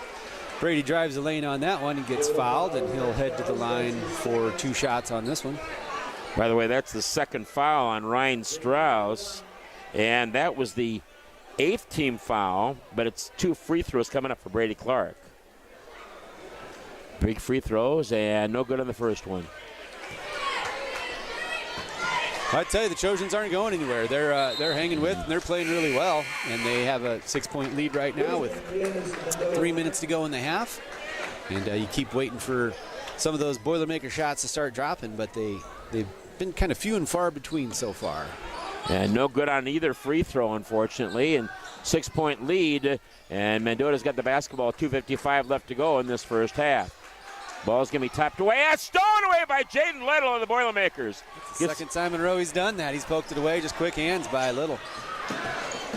Brady Clark with the basketball down the baseline, or down the line. She scores. 19-15. It's a 4-point lead. And now we're going to have a traveling call. Good defense. Jaden Little, the last 2 times on the floor, has really played well there. I mean, really well. 3 possessions in a row, basically. He's turned the ball over for the Boilermakers because he really sprinted down the court right there. The Mendota player thought he was going to have a clear lane to the basket, but then all of a sudden Little was appeared right there at the block, so he kind of did a double hop and got the traveling call. Little is going to put the ball up, no good, but a foul going to be called. This will be on Romero, I believe, which would be, I think, his first. Let's see what they say here. And it is going to be on Romero. That'll be his second, and the team's 9th, but 2 free throws coming up here. Little puts the first one up, no good off the back of the rim. You have a second opportunity here. When his free throw shooting woes continue tonight. Yep.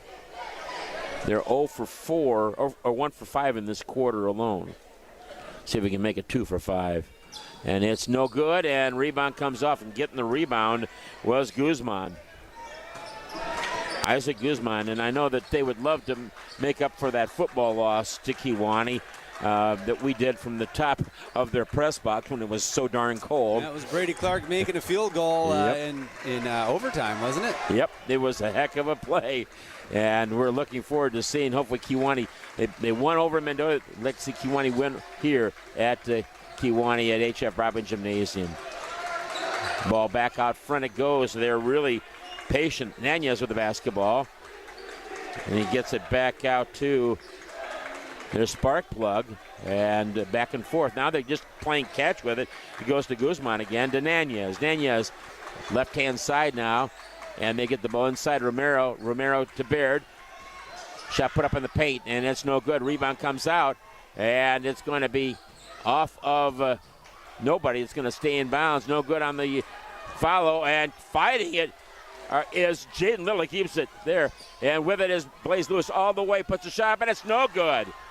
1:11 left to go in this first half, and Kewanee trailing by just 4 points.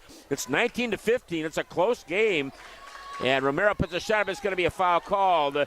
Rumble will get the foul that time. That's his first and the team's 5th, I believe.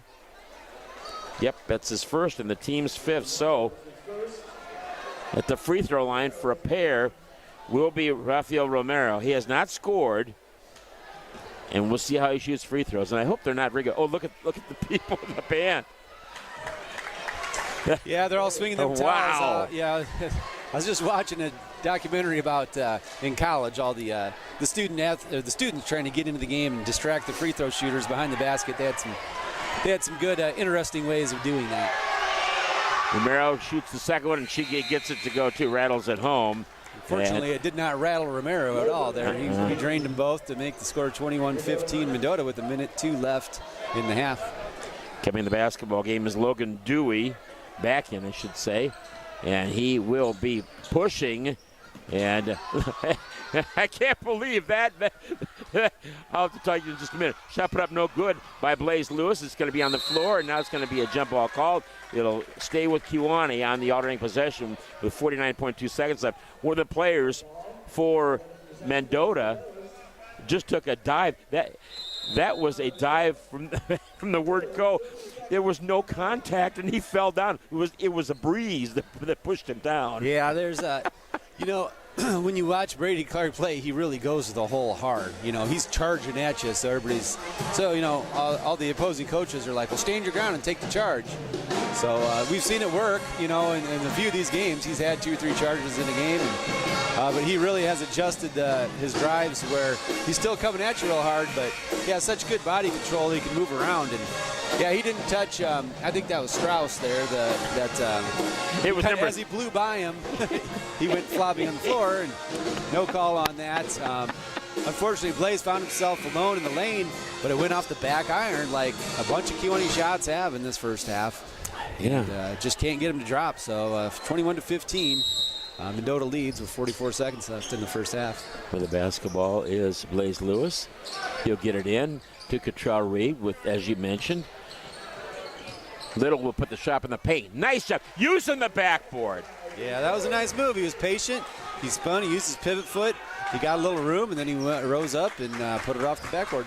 Just a 4-point lead now with 32 seconds left to go in this first half of play. Kewanee needing to get this victory. They're close if they can just stop another 2 or 3 points being scored. We're gonna probably see Cale Strauss shoot a 3-pointer here. Now we're gonna be a timeout called with 16.4 seconds left. It's gonna be a 30-second timeout. Kewanee has already called it 2. I just thought they just had 1, but it's 2, and 1 has now been called by Mendota. By the way, their head coach Steve Wasmer, his father was Mike Wasmer, and he knows Coach Christakos over there and the other radio booth over on the other side of the gymnasium. So I'm supposed to say hello for him, but he's kind of embarrassed. He said, "I know your voice," and I said, "What's that, Coach?" He says, "Well, we listen to Kewanee High School Sports and Special Events so we can make our game plan for tonight." Using it for little scouting purposes. That's something that just happens, Yeah. You never could do that. You had to call around and get borrow tape from someone or whatever, but now it's the wonders of the World Wide Web. For the basketball are the Trojans. Isaac Guzman with the basketball, dribbling the left hand, now comes over to Romero. Now a three-pointer, left wing three-pointer arc, no good, off the front of the rim, and it's going to be taken out there with 6 seconds left. The follow, and no good this time, and it's going to be saved, and Kewanee will have it. That'll be the end of the first half. Good job by Little that time, Jaden Little. 21-17 the score here at half, and we're seeing two teams really fighting awful hard. 9 points in the second quarter for the Mendota Trojans, and Kewanee ended up with 11 points in the second quarter. Jeremy, what stuck out in your mind about this first half? Well, really just the good aggressive defense by Mendota was surprising, and I think it kind of surprised the Boilermakers as well. They were really up in their face and their grill, and they got after Kewanee. And really disrupted a lot of our shots. But then, even the open shots just weren't falling. And then they made a bunch of their shots in the first quarter. Mendota did, but they did cool off. To go over the stats real quick, you can see the disparity in shooting. Kewanee was 8 for 24 2-point shots and just 5 for 10 for Mendota. So just a ton more shots for Kewanee. But really only 3 more dropped. But they did have the 3-pointers, Mendota did in that first quarter. 3 for 11. They were Kewanee 0 for 7. Couldn't get a 3-pointer to drop. So hopefully we'll get to hear you say there it is a couple of times in that second half. 0 for 7, huh? 0 for 7, yep. No 3-pointers. Wow. And 16 rebounds for Kewanee, 15 rebounds for Mendota. So that's real close. 12 turnovers by Mendota to just 4 for Kewanee. So Kewanee did a much better job of taking care of the ball, even though it was, back and forth up in their face. But they did hold on to the ball pretty well. That's another reason why we had so many shots compared to Mendota. So, yeah, it's 21-17. I think being a 4-point game, you feel all right when you're not hitting any shots if you're the Boilermakers. Yeah, again, the score here at halftime is 21-17, Mendota up by 4 points. But we got a whole half of basketball yet to play. By the way, I want to mention once again, this broadcast is being brought to you on WKEI by Kewanee, Galvin, Stark County Physical Therapy and Rehab Specialists, along with Union Federal Savings Loan Association, Gustafson Ford, and People's National Bank. By the way, also the Chicago Bulls will be on after this. They're playing right now at Memphis against the Grizzlies. By the way, the Pom Pom girls are doing a great job out there for Kewanee, and it's fun to watch what they do, obviously. But digressing real quickly, then it'll be on Thursday. The Bulls will be playing at Brooklyn against the Nets. Game time will be 6:30. They'll be on the air at 6:15 for the pregame, so you know that on WKI. We're on WKI 1450 AM and 100.1 FM, as well as we're on Kewanee High School Sports and Special Events at YouTube Live. And all these games are archived, by the way, too, if you'd like to know that. Scoring, first of all, in that first half. First of all, for the Kewanee Boilermakers, they were led in scoring by Brady Clark with 7 points. 4 points apiece for Jaden Little and Blaze Lewis, and 2 for Blake Johnston. 6 points in the first quarter, 11 in the second quarter. And for Mendota, they had 12 points in the first quarter and 9 in the second quarter is what I had them for. 21-17 is what the score is here at half. They were led in scoring by Strauss, as well as with 9, and then 2 apiece for Ryan Strauss. That was Cale Strauss. Ryan Strauss, Isaiah Nanez with 2, Dom Stamberger with 2, and Rafael Romero with 2. And joining us now, as always, is, as it has been about the last 4 or 5 times, is, again, Dayton Ince, the head coach of the Kewanee Riveters. And, Coach, welcome, but you're not going to be real happy talking with us tonight, huh? No, I've had better nights, that's for sure. Yeah, but you know what? You still give me your record again. It's amazing what your record is. 24-7.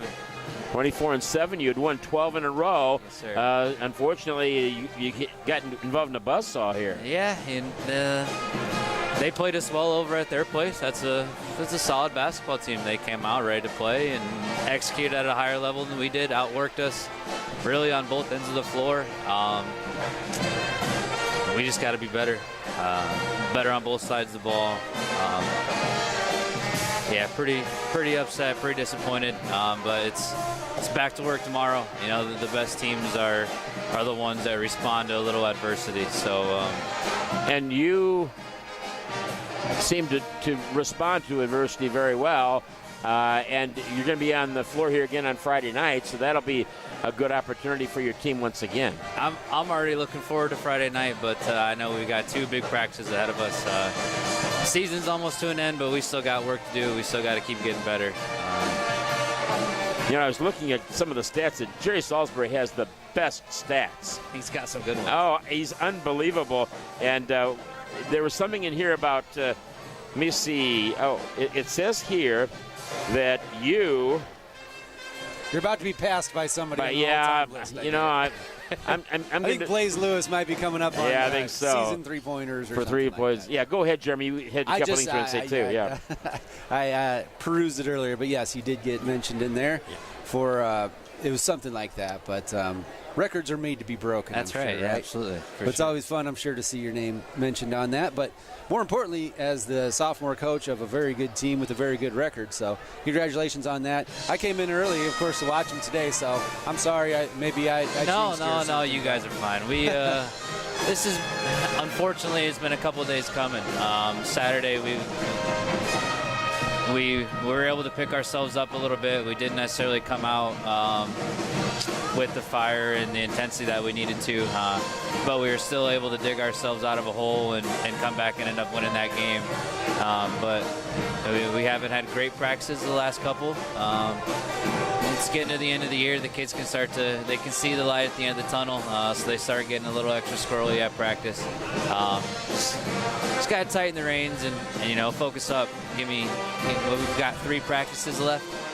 Wednesday, Thursday, and next Monday. So that's it, huh? That is it. Yes. Wow. Season is drawing to an end very soon. sure. But so is it? I was just looking at the roster. It's all sophomores on the team. Yeah. No freshmen up. So I mean, when the freshmen don't have a game, I get Logan Pete. He comes with me. But especially conference games, we play the triple header deal, so he's always down in the other gym. I'll never get to see him on nights like this. But like Saturday, when we play Sherrard, the freshmen aren't playing, so he'll be with us. He'll be with us Saturday. A lot of players on the team and a lot of talent there, obviously. Absolutely. And I mean, you're missing. 2 of the players don't even play with your team. They're playing up on the varsity. Yeah. So got to remember that. And yeah, definitely excited about the future of that. I forget about that sometimes. So, yeah. Right. Yeah. There's 2 guys that you could have on your team. Yeah. How do you find time for all these student athletes to play? I know you want to give them court time. Yeah, 100%. That's all earned in practice. I push them pretty hard in practice and get after them and make them work hard, and how they respond there and their abilities translates directly out here. So it all takes care of itself in practice. Well, real quickly, I want to mention this. It says here that Blaze Lewis scored his 50th three-pointer Saturday. He is the 14th Boiler to reach this mark. He's also the 5th junior to do it, a group that includes Riveter coach Dayton Ince in 2013. Now, to me, 2013 was like last week, okay? To you, it probably... To me, it felt like it was last year, so yeah. It goes fast. Now, you're going to be playing again, coming up again on Friday night, and we'll have you come up hopefully and join us again. But varsity game now. When he comes out, Jeremy had some very interesting statistics. Well, 0 for 7 from the three-point line. That's a huge one. We just can't hit any shots. I mean, I think these shots start falling. I think we'll be all right. But what do you think? I mean, Mendota's playing hard, it looks like. I mean, they're aggressive. Yeah, both teams I think they're both playing hard. They out-physicaled us in the first quarter, and then I thought we kind of responded to that a little bit. We always talk law averages. I don't think we're going to go 0 for 7 again this half. Blaze or Brady or Cottrell, somebody's going to knock down a few shots here and get us back in this game. And you also, more importantly, though, I think we got to communicate on the defensive end. There's been a lot of you guys don't see it, but we don't know what defense we're in sometimes down there, and that's all just communication. Amongst each other, yelling at each other, pointing out where we're at. We've got to get better at that. Well, talking on D, yeah, for sure, I agree. They also made their first 5 shots. I mean, we didn't have a defensive rebound until it might have even been in the second quarter. So yeah, and they cooled off a little bit, but I think it should average out. We'll see what happens, and we thank you again for joining us. Good. Thank you for having me. Appreciate it. Appreciate it. Thanks, we'll Dave. look forward to talking to you on Friday and Saturday.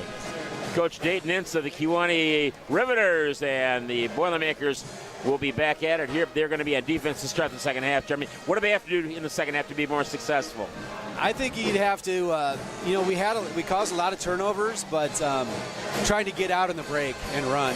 I think we can outrun Mendota. I mean, they do have a lot of speed as well, but getting a few easy baskets. I would look for Cottrell Reed to get a couple of steals out front, just, with his quick hands. He hasn't had any of those yet tonight, and then he's kind of off to the races, and then maybe a few nice assists from him as well. So that's what I think the Boilermakers have in the future. For the basketball are the Mendota Trojans to start the second half. Kewanee trailing in the Trojans by a score of 21-17. Just underway. Boy, they're really overplaying now, aren't they? Now, a three-pointer, right wing three-pointer arc. There it is. Well, not the start you wanted for the Boilermakers as Mendota throws it around 3 passes and then hits a 3-pointer. Guzman. 24-17. He had a hand in the face, didn't he, Jeremy? Yeah, Kewanee was playing good defense on that. You were just mentioning that, but, good offense will beat good defense. Runner up this time, it goes in for Blaze Lewis. Another pretty push shot for Blaze. That one's from about 8 feet out and got it to drop. He's got 6 points. Romero with a basketball. And now a 3-pointer from the right side, no good this time. And Romero gets it back and forth and shot this time a 2-pointer up by Guzman. He gets 5 points to start this second half. Kewanee down by 7 already. Kewanee needs to get a good look at the basket here. If a 3 is there, otherwise do what you can do best, and that is to shoot the basketball. Missed. It's going to be saved by Little, but he's on the line. Good hustle by Jaden Little. They got to use that low block. They're not using it at all in this game, Jeremy. How many times has Rumble touched the basketball or Little on the low block touched the basketball? Yeah, you got to try to draw the defense to you, but they're not double teaming. Strauss did a good job of defending Clark on that one and got him to miss the shot, and then the rebound was out of bounds when Little got to it. With the basketball once again are the Trojans all the way. Shot put up and no good. Defense by Brady Clark that time. Kewanee might have got away with a foul, though, before that shot. Over to Blaze Lewis.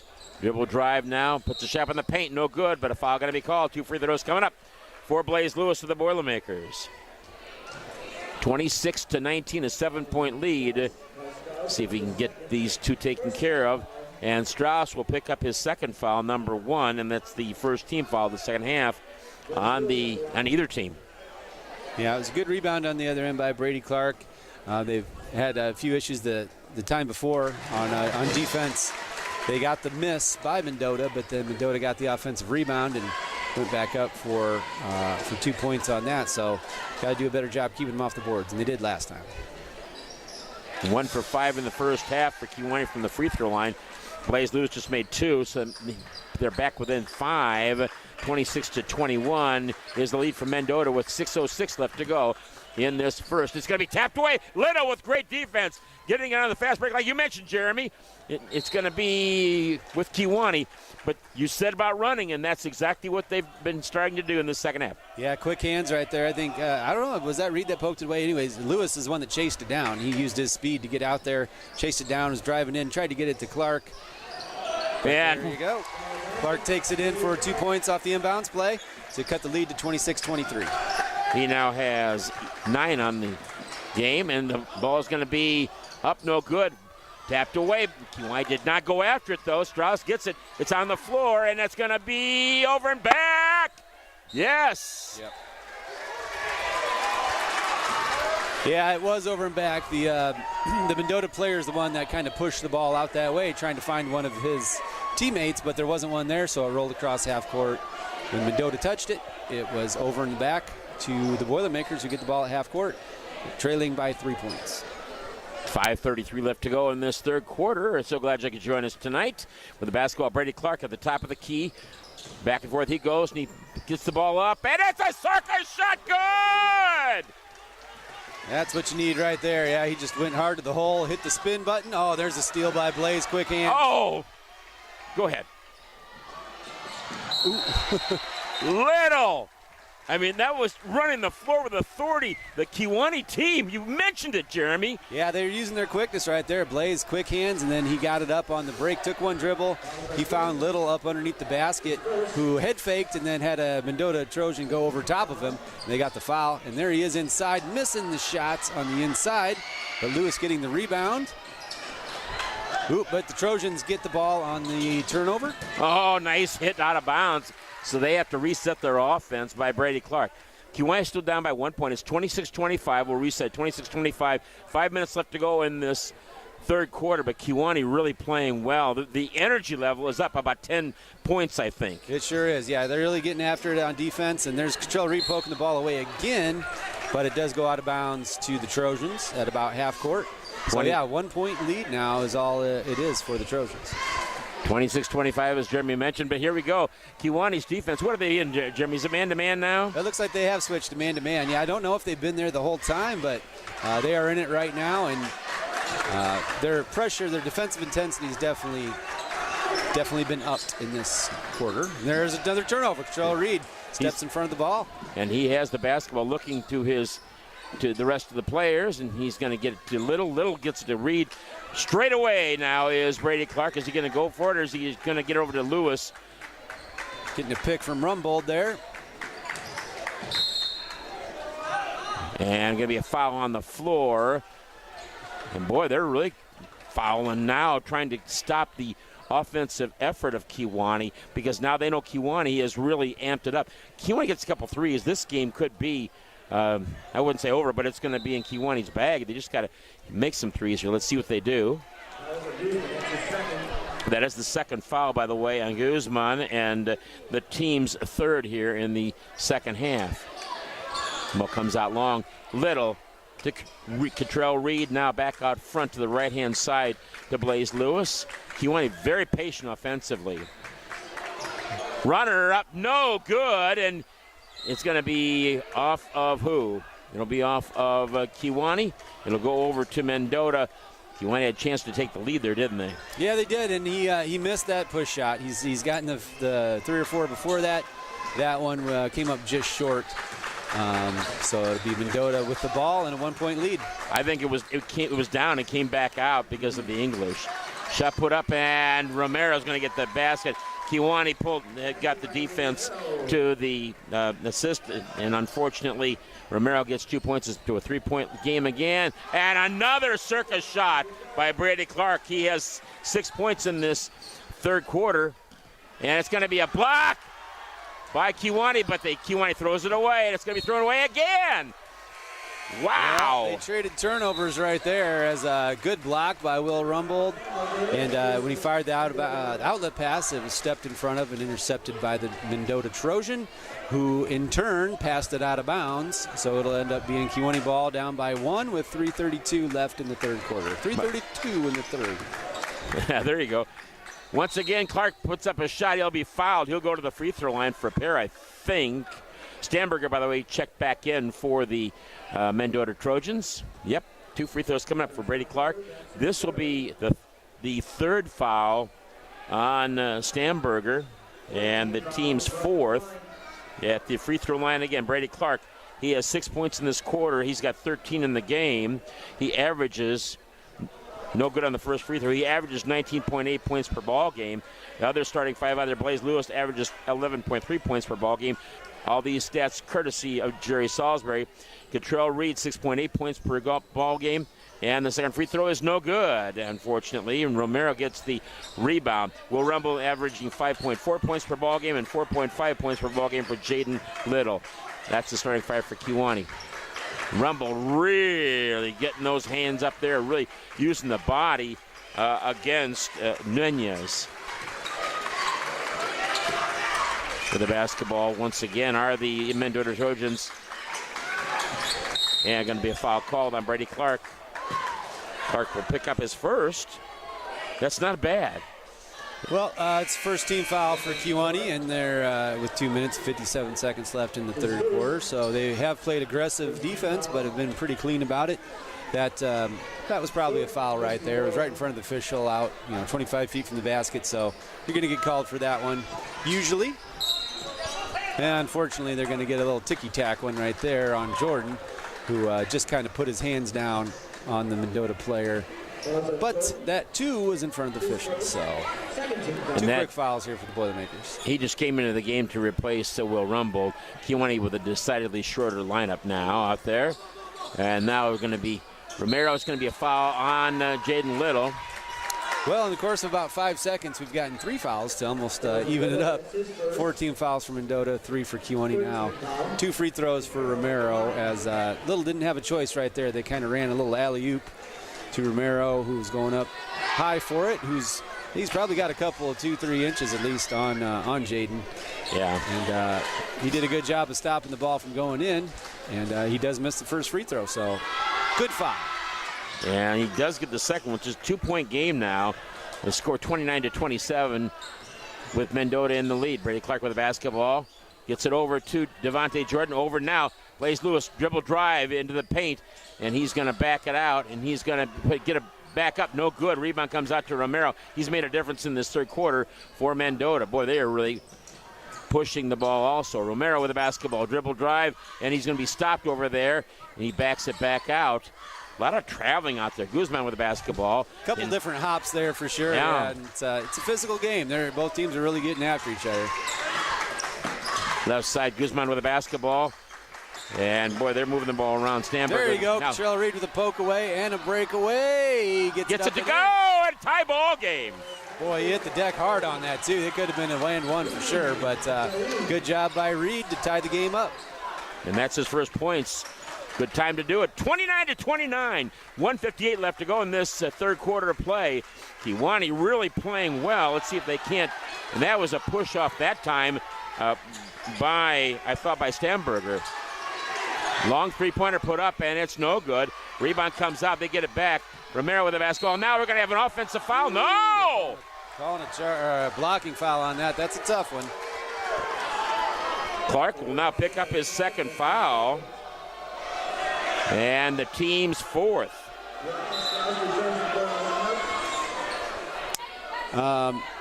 Okay, 2 shots. Yeah, I couldn't remember. I was watching the bodies hit the floor. I didn't pay attention. I thought the ball might have went through the basket, but it did not, as Romero makes the first one. But yeah, they're really getting after it right now. Low-scoring defensive game right now. 30-29. Mendota with the lead over Kewanee with 1:40 left in the third quarter. Little out, Johnston in. Second free throw is also good. He is now 5 for 6 from the free throw line. You don't want to foul that, gentlemen. Clark with the basketball puts a shot up, no good. And it's going to be taken out there by Romero again. And now the pass over. And it's going to be knocked away by Blaze Lewis. And a foul that time. And now we're going to have another foul. And finally they call it. Man, back and forth. That was a good job. Blaze Lewis was really kind of waiting. He was on the wing, and he waited for the Mendota player to catch the ball and come down. And before he could get a chance to go up for the layup, he had his hands down low and stripped the ball away. When he got the ball, and then forced to foul. Mendota was forced to foul on that afterwards. His hair's different tonight. Yeah, he's got the cornrows in tonight. The basketball, Cottrell Reed. And he puts a shot and he scores. That's a nice play by Cottrell Reed. It's a second basket. And also, his hands, I've noticed, have gotten quicker. I'm talking about Blaze Lewis. His hands have gotten quicker and quicker and quicker. He is really knocking a lot of balls away. He's getting a lot of steals. Mm-hmm. And there's Jordan with, he was good on the initial knockdown, but then as he went to the floor to get the ball, he kind of took the knees out of Isaac Guzman right there and right in front of the official. So he got whistled for the foul. Both teams have 5 team fouls right now. Both teams have 31 points. With the basketball are the Mendota Trojans. Romero will go ahead and take the ball out of bounds. By the way, don't forget Friday night, we will be honoring the Kewanee High School school song. And with the ball is Romero. He gets the ball over. It's going to be knocked out of bounds. It will stay with Mendota. I hear they have a big ceremony planned. I'm sure that's going to involve a lot of band. So let's that'll be fun and interesting Friday night. Come on out or listen in here. He traveled, by the way. Now we're going to have a foul called underneath. If this is on Clark, that's not good. Let's see what they do here. And that is on Clark. That is his third and the 16th foul. So free throws with still 44 seconds left to go in this quarter. So Kewanee has got to be careful not to get another foul this fast. Now we're going to be a 5-second call. All right. Good job by Boilers D. I was really watching all that contact underneath. I was like, I want to watch Blake Johnson on this one and see, as he takes the hits down low and gave a few out, but nobody got open. So 5-second call, turnover to the Boilermakers. Kewanee's got a chance to lead in this game for just the second time since it was 4-2, I think, was their last lead. 34 seconds, left to go in this third quarter. And it's 31-31, folks. Wow. With the basketball pushing and shoving all over. Now they're going to have a foul called, and it will be free throw time. Yep.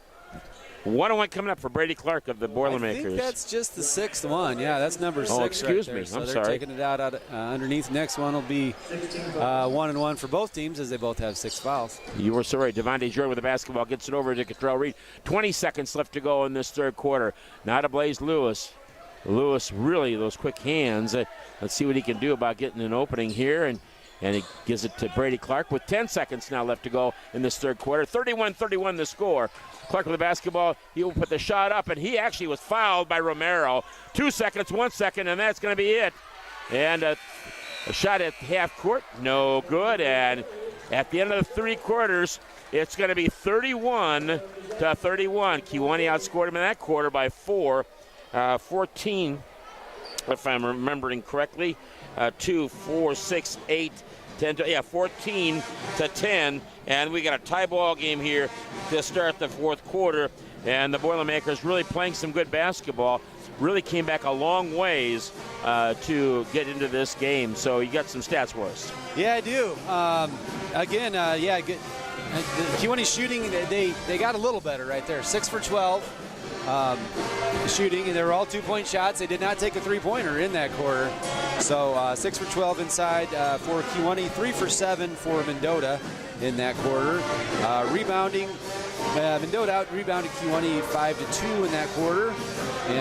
But Kewanee really turned the ball over, or made Mendota turn the ball over. Mendota had 7 turnovers, just 2 for the Boilermakers. So, yeah, tie game, and you keep getting the feeling like Kewanee's going to go on a run and maybe this take control of this game. But it's looking right now, I'm saying it's going down to the wire. A barn burner. It's a furious Another fourth. one to the wire, it looks like. You betcha. By the way, don't forget about you're listening to WKI, also 1450 AM and 100.1 FM.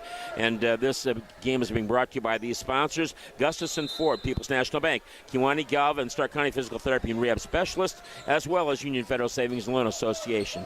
Back to action now. Blake Johnston, as well as Cottrell Reed. Over there, Devontae Jordan. And also in the corner, Blaze Lewis and Brady Clark. Shot put up from the side. Good-looking 2-point shot. The first time Kewanee has led since 4-2. Shot put up. No good. The steal by the Boilermakers. Yeah, good job by the Boilers. Mendota tried to sneak down court and beat them down court, but they did not. And here's a big 3 for Blaze. That is! And a timeout not going to be called by Mendota. Is there another call here? I don't know what. Nope, that was just an instant timeout after that 3. Yeah, that's how you wanted to start the quarter. And maybe we won't go down to the wire. Let's hope not. Let's hope Kewanee can take that little 5-point flurry that they've had in the first 34 seconds of this quarter and continue it on.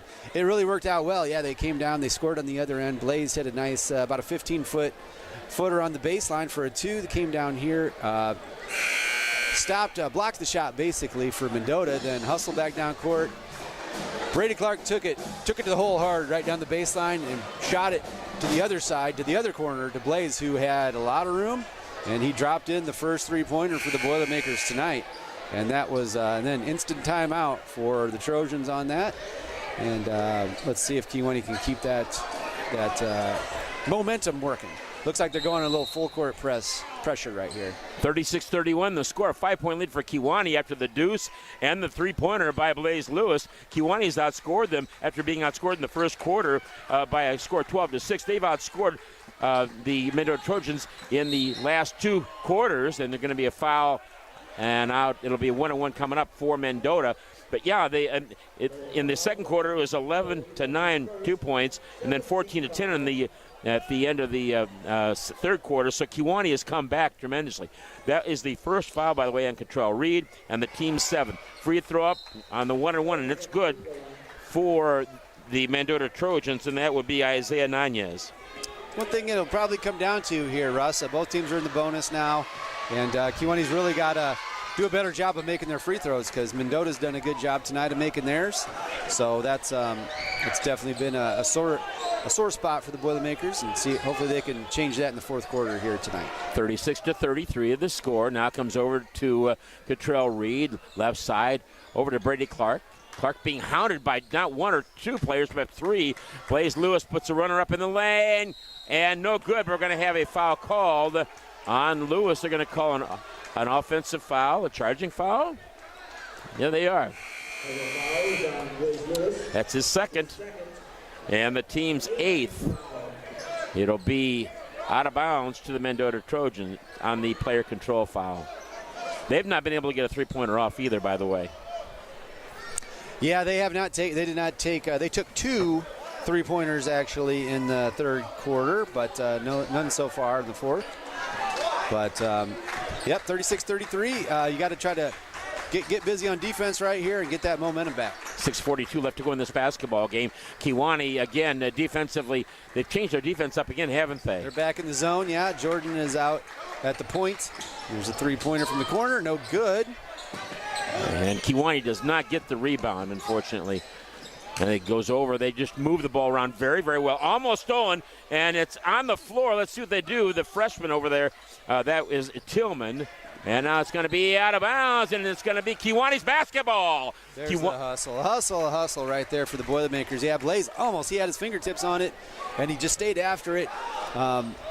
He didn't get the turnover, but after 2 passes, Reed had the quick hands on that, and he just stayed after it. The Mendota guy dribbled it out of bounds as he was trying to reestablish possession. So it's Kewanee's ball with 3-point lead, and they're looking to expound on that.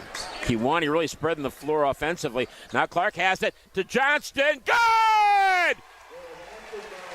Yeah, it looked like they went to a zone defense right there, and Kewanee had Brady in the middle, and he did a good job of getting the ball and then finding Johnson on the baseline. He sank a 5-footer, dropped it from a tough angle too, so to make it 38-33. 38-33, and a runner no good. And now they move the ball around. Romero couldn't get that one to go. And it's going to be tapped away. Blaze Lewis again. We talked about his quick hands earlier in this broadcast. Wow. Ball comes to Lewis for a long 3 left side. No good that time. It comes out in the struggle, and that was a foul. My goodness, it punched Brady Clark. And a foul. The ball goes in. He's fouled this time, they call it. That's a better foul, Russ, because that includes the thing. Yeah, he was running that rebound down. Blaze missed the long three-pointer, but Brady was running that long rebound down and really got shoved almost out of bounds. But then they didn't call that one, but he put the ball on the deck, took about 3 dribbles to the hole. Another crazy circus shot, got it to drop, and the foul, and he's looking to complete the 3-point play. Kewanee, more importantly, up by 7 points now, 40-33.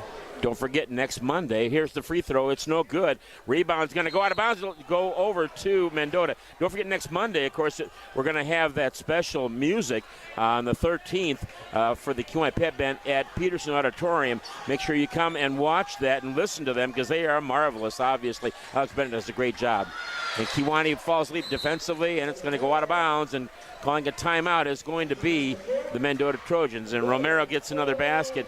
He didn't score much in the first half. He had 2 points, but boy, he sure is up to here in the second half. He's got 7 points out of the amount of time points they've got. They've got 35. So that means that he has out of their 15, he's got half of them. So he's doing a pretty good job. Yeah, they Kewanee switched back to man-to-man on defense right there, but they got lost in a switch right there. Romero found himself underneath the basket. I thought he was going to jam that one. He was all alone on that shot, but tightened up the game 40-35. Boilermakers lead, 4:58 left. Both teams in the bonus right now, and Kewanee just got to take care of the ball, and they're going to have to make some free throws here. Yeah. I mean, you can't continue to go under 50% from the free throw line.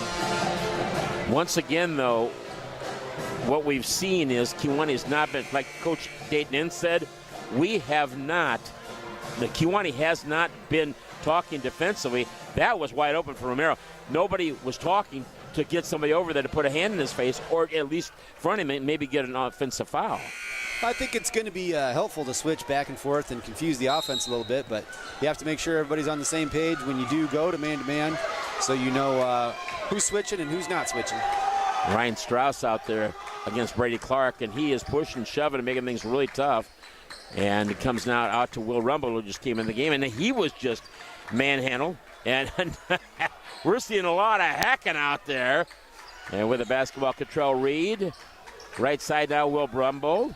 Rumble does a good job of moving the basketball, and then gets it over to Cottrell Reed. That's good. Nice assist, though. Good patience, Jeremy. That was a beauty right there. Yeah, and they're going to overplay. You know, Cottrell went out to get the ball from Rumbold, but his defender was overplaying him, so he cut back door. And nice awareness by Rumbold to hit a bounce pass down the lane and a layup for Reed. 42-35. The ball on the floor. Kewanee is going to have it. Will Rumbold has it, and he is. Boy, I thought he was going to travel, and he just kept that pivot foot. I don't know if it slipped out of the Trojan player's hand or if that was an alley-oop, but either way, Kewanee went up and got the ball. Ball comes over. Will Rumbold has it. He's going to put up. He's going to be the foul, though, on the rebound by Devontae Jordan. And Kewanee is now extended their lead to 9. It's 44-35. 3:45 left to go in this basketball game. And good D right there. Rumbold pokes the ball away and gets the ball inside. I think he called timeout before the jump ball. Nope, they're going to say jump ball. So it's going to remain with Mendota, but everybody's getting in on the act of those quick hands tonight. They are, but, Rumbold was actually on the floor, and the player from Mendota jumped on his back. That is a foul, I thought, anyway. But I thought they might be calling something other than the jump on that as well, because it was a little suspect, but they gave it the jump ball.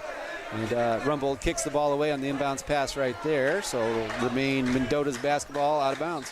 13-4 run here in this fourth quarter for Kewanee. They're up by 9, 44-35. 3:33 left to go in this basketball game. Can Kewanee hold them off here? They've got a good basketball. No, it's almost stolen.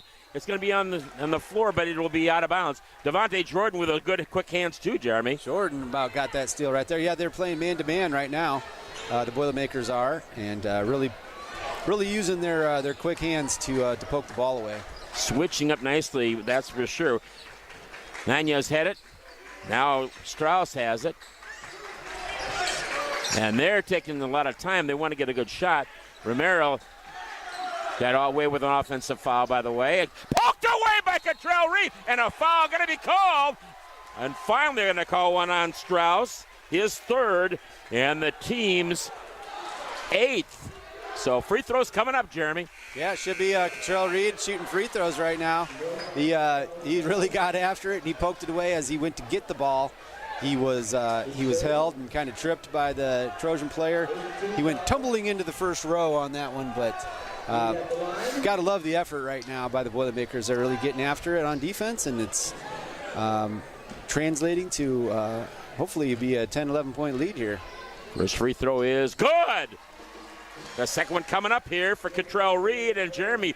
This is a tale of two halves, but after the first quarter, Kewanee has played much better basketball. In the first quarter, they were kind of in a quandary, but the second half has been a different thing, and the third quarter, by the way. Yeah, and it's not like Kewanee's hitting all their shots or anything. They've really created this with their defense and really hard play on both ends of the court.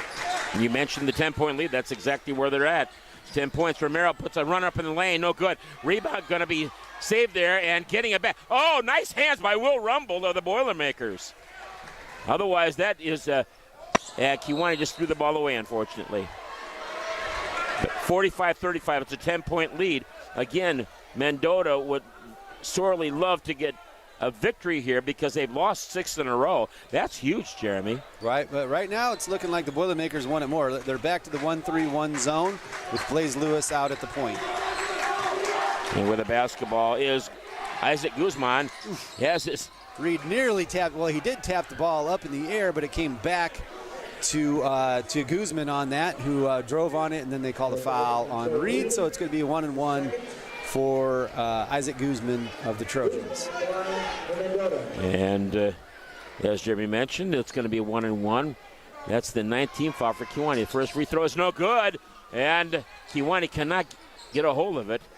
Down the baseline they go. Now goes back out front for a 3-look. No. And it goes over 2. And that's going to be out of bounds. Too hard of a pass that time. Romero could not hold on to it, Jeremy. There you go. 2:24 left in the game. Kewanee up by 10. Looks like Kewanee's going to call a timeout and talk this over because you really need to take care of the ball right here. You're going to get maximum pressure from the Trojans. You got to be strong with it, and then we got to go make some free throws. Now, was that who shot that free throw? Was it Guzman? Guzman, yes. Okay, thank you, Guzman. I'll remember to say it, not put the emphasis on the Guzman. I'll put it on a Guzman. Okay. Well, it could be either. I don't know. But anyways, it's been a fun fourth quarter. Really, it was kind of a slog for 3 quarters for the Boilermakers. It was just tough. And finally, hit a 3. We didn't even attempt a 3 in that third quarter, but Blaze Lewis hitting that big one right at the bat. That 5 points right off the bat that we spotted, that was huge. And then we've built on that to get it up to a 10-point lead. So let's try to use that aggressiveness against them right here. They're going to come out probably man-to-man or a trap or something. Let's try to see if we can get a layup or spring somebody for a dunk. How about that? I like that. Basketball, by the way, tomorrow, or I should say Friday and Saturday, by the way. And then Kiwani's regular season will end with senior night a week from tonight against the Orion Chargers. Kiwani has 2 more division games left, and this would be a big victory for them if they can do it. With 2:24 left to go in the basketball game, Kiwani up by 10. Full court pressure, as Jeremy mentioned here just a second ago. And with it is Blaze Lewis. Good job by Will Rumble to wait. Yeah, they clear it out, and it's just man-to-man pressure as Blaze crosses the half-court line. They don't need to score. They don't need to score, and they're going to be fouling here. You know that. Brady Clark will get the ball. We're going to have a foul on the floor, it looks like. So 2 free throws coming up for Brady Clark of the Boilermakers. Too bad, because he did get to the rack there and put it in for a bucket. But they called the foul beforehand, and he'll get a chance. This will still be a 1-and-1. The next foul by either team will be the double bonus, as both teams have 9. Thank you. 2:07 left in the game. No good, but the rebound by Rumble. Cottrell Reed thought about taking that three-pointer. Instead, they redo it. Wow. Take it out, set it up. You're up double digits here. You can pass it around and go to the line and knock down some free throws. What a great job by Will Rumble. He's had a nice game here. Yes, he has. Clark has it. Now we're going to have a traveling call. Well, they usually don't call that one on him. They usually give him that spin move in there, but the official saw otherwise on that. So a traveling call with 1:47 left. Boilermakers up 45-35. And again, the time is a factor now for Mendota. They will be having to foul from here on out. Well, as long as Kiwani plays good defense and doesn't allow, if they can limit them to 1 shot at least is what you want to do. Get on the boards and don't let them get any offensive rebounds. Ogdenbaugh in the game now, by the way, for Mendota. He shoots that three-pointer, obviously. Otherwise, he wouldn't be in the game now. Three-pointer, right wing, three-point arc, no good. And with the rebound, it was Blaze Lewis. And now Kiwani has it. We're going to have a timeout call by Kiwani, I believe. But Cottrell Reed just got tackled. Man. Timeout he for was Kiwani. On the ground with the ball, and he had one of the Mendota players came falling in on top of him right on his face. But looks like he's all right, and Kiwani got a timeout on that. Is that what happened? Yes. Okay, so timeout Kiwani. They'll have the ball out of bounds about the free throw line on the Mendota side of the court. And it'll be a nice opportunity once again for Kiwani to freeze the ball because, again, 2 free throws coming up for either team, as you mentioned. I was mistaken. I was looking at Kiwani. The amount of fouls was 8 for Mendota, and I was looking for Kiwani thinking, well, maybe Kiwani's going to get 2 free throws. No, it did not happen that way, unfortunately. Well, we'll probably see it here. Coming up real soon, we'll probably see a whole host of free throws coming up. A parade to the free throw line? Probably. With balloons, marching bands? Yeah, like I said, if you could break free, just get a few layups or, something like that. Just a couple more baskets and put it out of reach and notch another W in the win column. Get over 500. 45-35, a 10-point lead for Kiwani.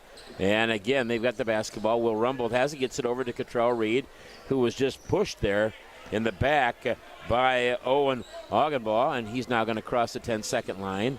And Cottrell Reed will be now pushed, and that'll be a foul on Rafael Romero, his 3rd, and the team's 10th, as you mentioned. For the Boilermakers for Reed right here, and a chance to extend it out to a 12-point lead, 1:17 left. And some of the fans are heading for the exits. And you were right, though. This is the biggest lead of the night, and this is, unfortunately, they don't get that second one to go, but 10 points is the biggest lead of the night for either team, especially for the Boilermakers. Brady Clark heads down court. And second free throw is good. Nice looking free throw that time by Cottrell Reed, Jeremy. Yeah, the first one he had a good shot on it too. It just took a weird bounce off the side of the rim. It didn't go in. And ball now, three-pointer put up, no good. The rebound coming out. Good hustle by Brady Clark. And Kewanee will go ahead and push the ball down forward. That's the fourth foul now called, the reach in on Romero. He's now picked up his fourth foul.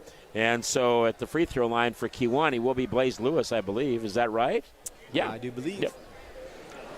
What do you see in the difference in the game from the first quarter where Kewanee was down by 6 to the rest of the game where Kewanee's won the second, third, and the fourth quarter?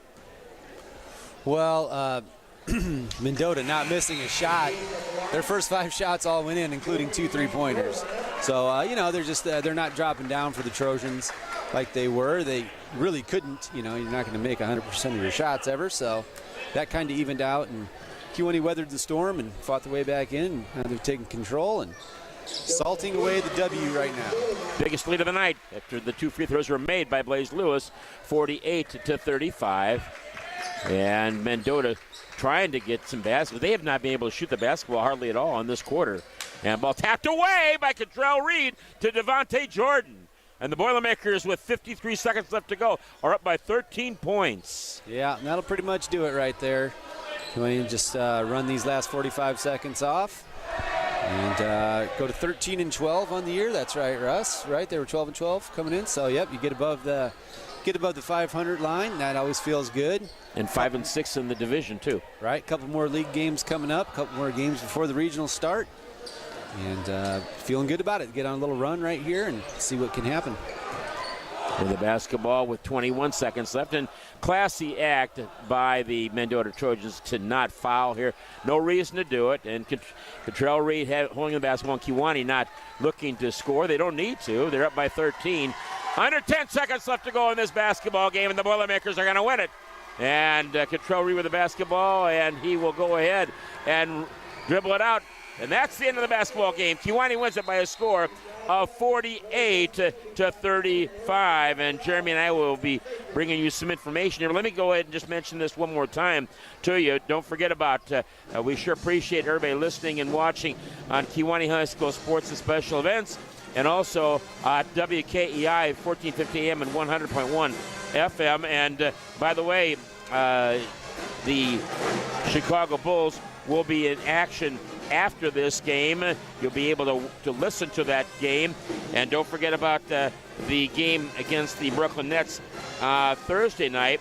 It will be the Bulls in action at Brooklyn, New York against the Nets. And that game time will be 6:30.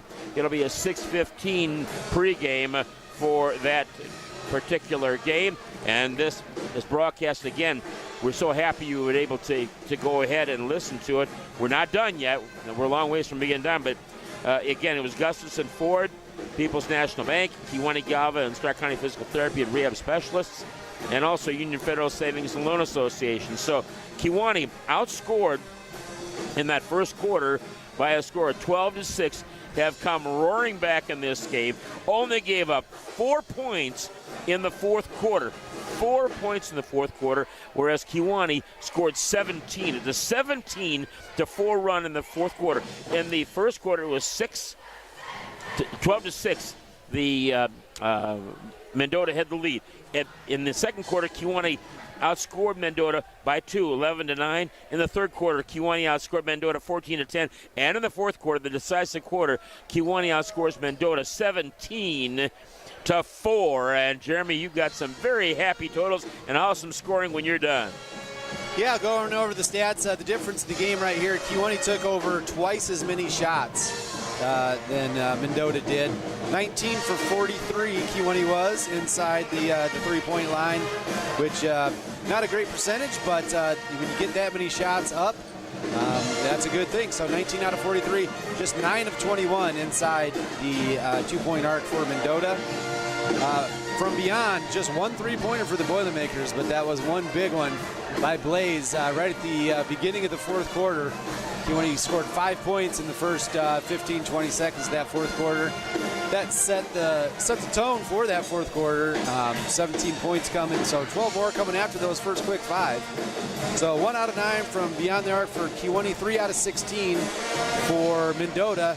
Of course, two of their 3 came in the first quarter.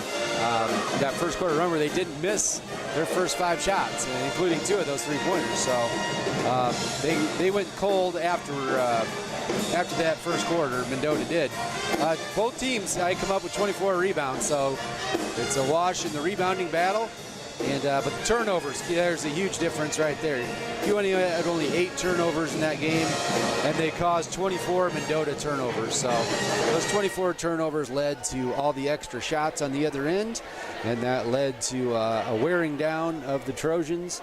And I'm glad I wasn't right. I thought we were going down to the wire again on that one, but it was not to be, as the Boilers asserted themselves, took control in the fourth quarter, and won going away by 13 points, 48-35 over the Trojans. That moves Kewanee to 13-12 on the year, and did you say 5-6 in the conference? Yep, and they've got still two games left. Senior night, of course. Here, just a second, I've got it right here. Orion coming up. Actually, you know what? It'd just be one. They've only got one left. It's against the Red Devils on Friday night. On the 10th against Hall, and that'll be the last conference division game, I should say. So yeah, we'll end up. Hopefully, we'll get that W. End up 6-6, 500 in our side of the conference. Still got 2 games left. Saturday with Sherrard, and then Tuesday at Orion.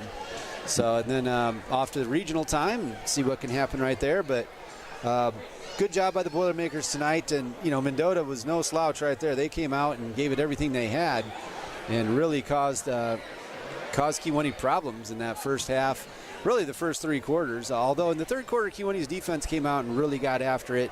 And credit Kewanee with that, because without all that defense, they don't get the W tonight. So great effort by the Boilermakers. Good job by Coach having them inspired to do that. And you definitely want to do that when they're on a night where they're honoring Coach Lewis. They handed out the towels. That was a neat thing to see, everybody waving the towels around. It was nice to see the band really getting into it when Mendota was shooting free throws down there.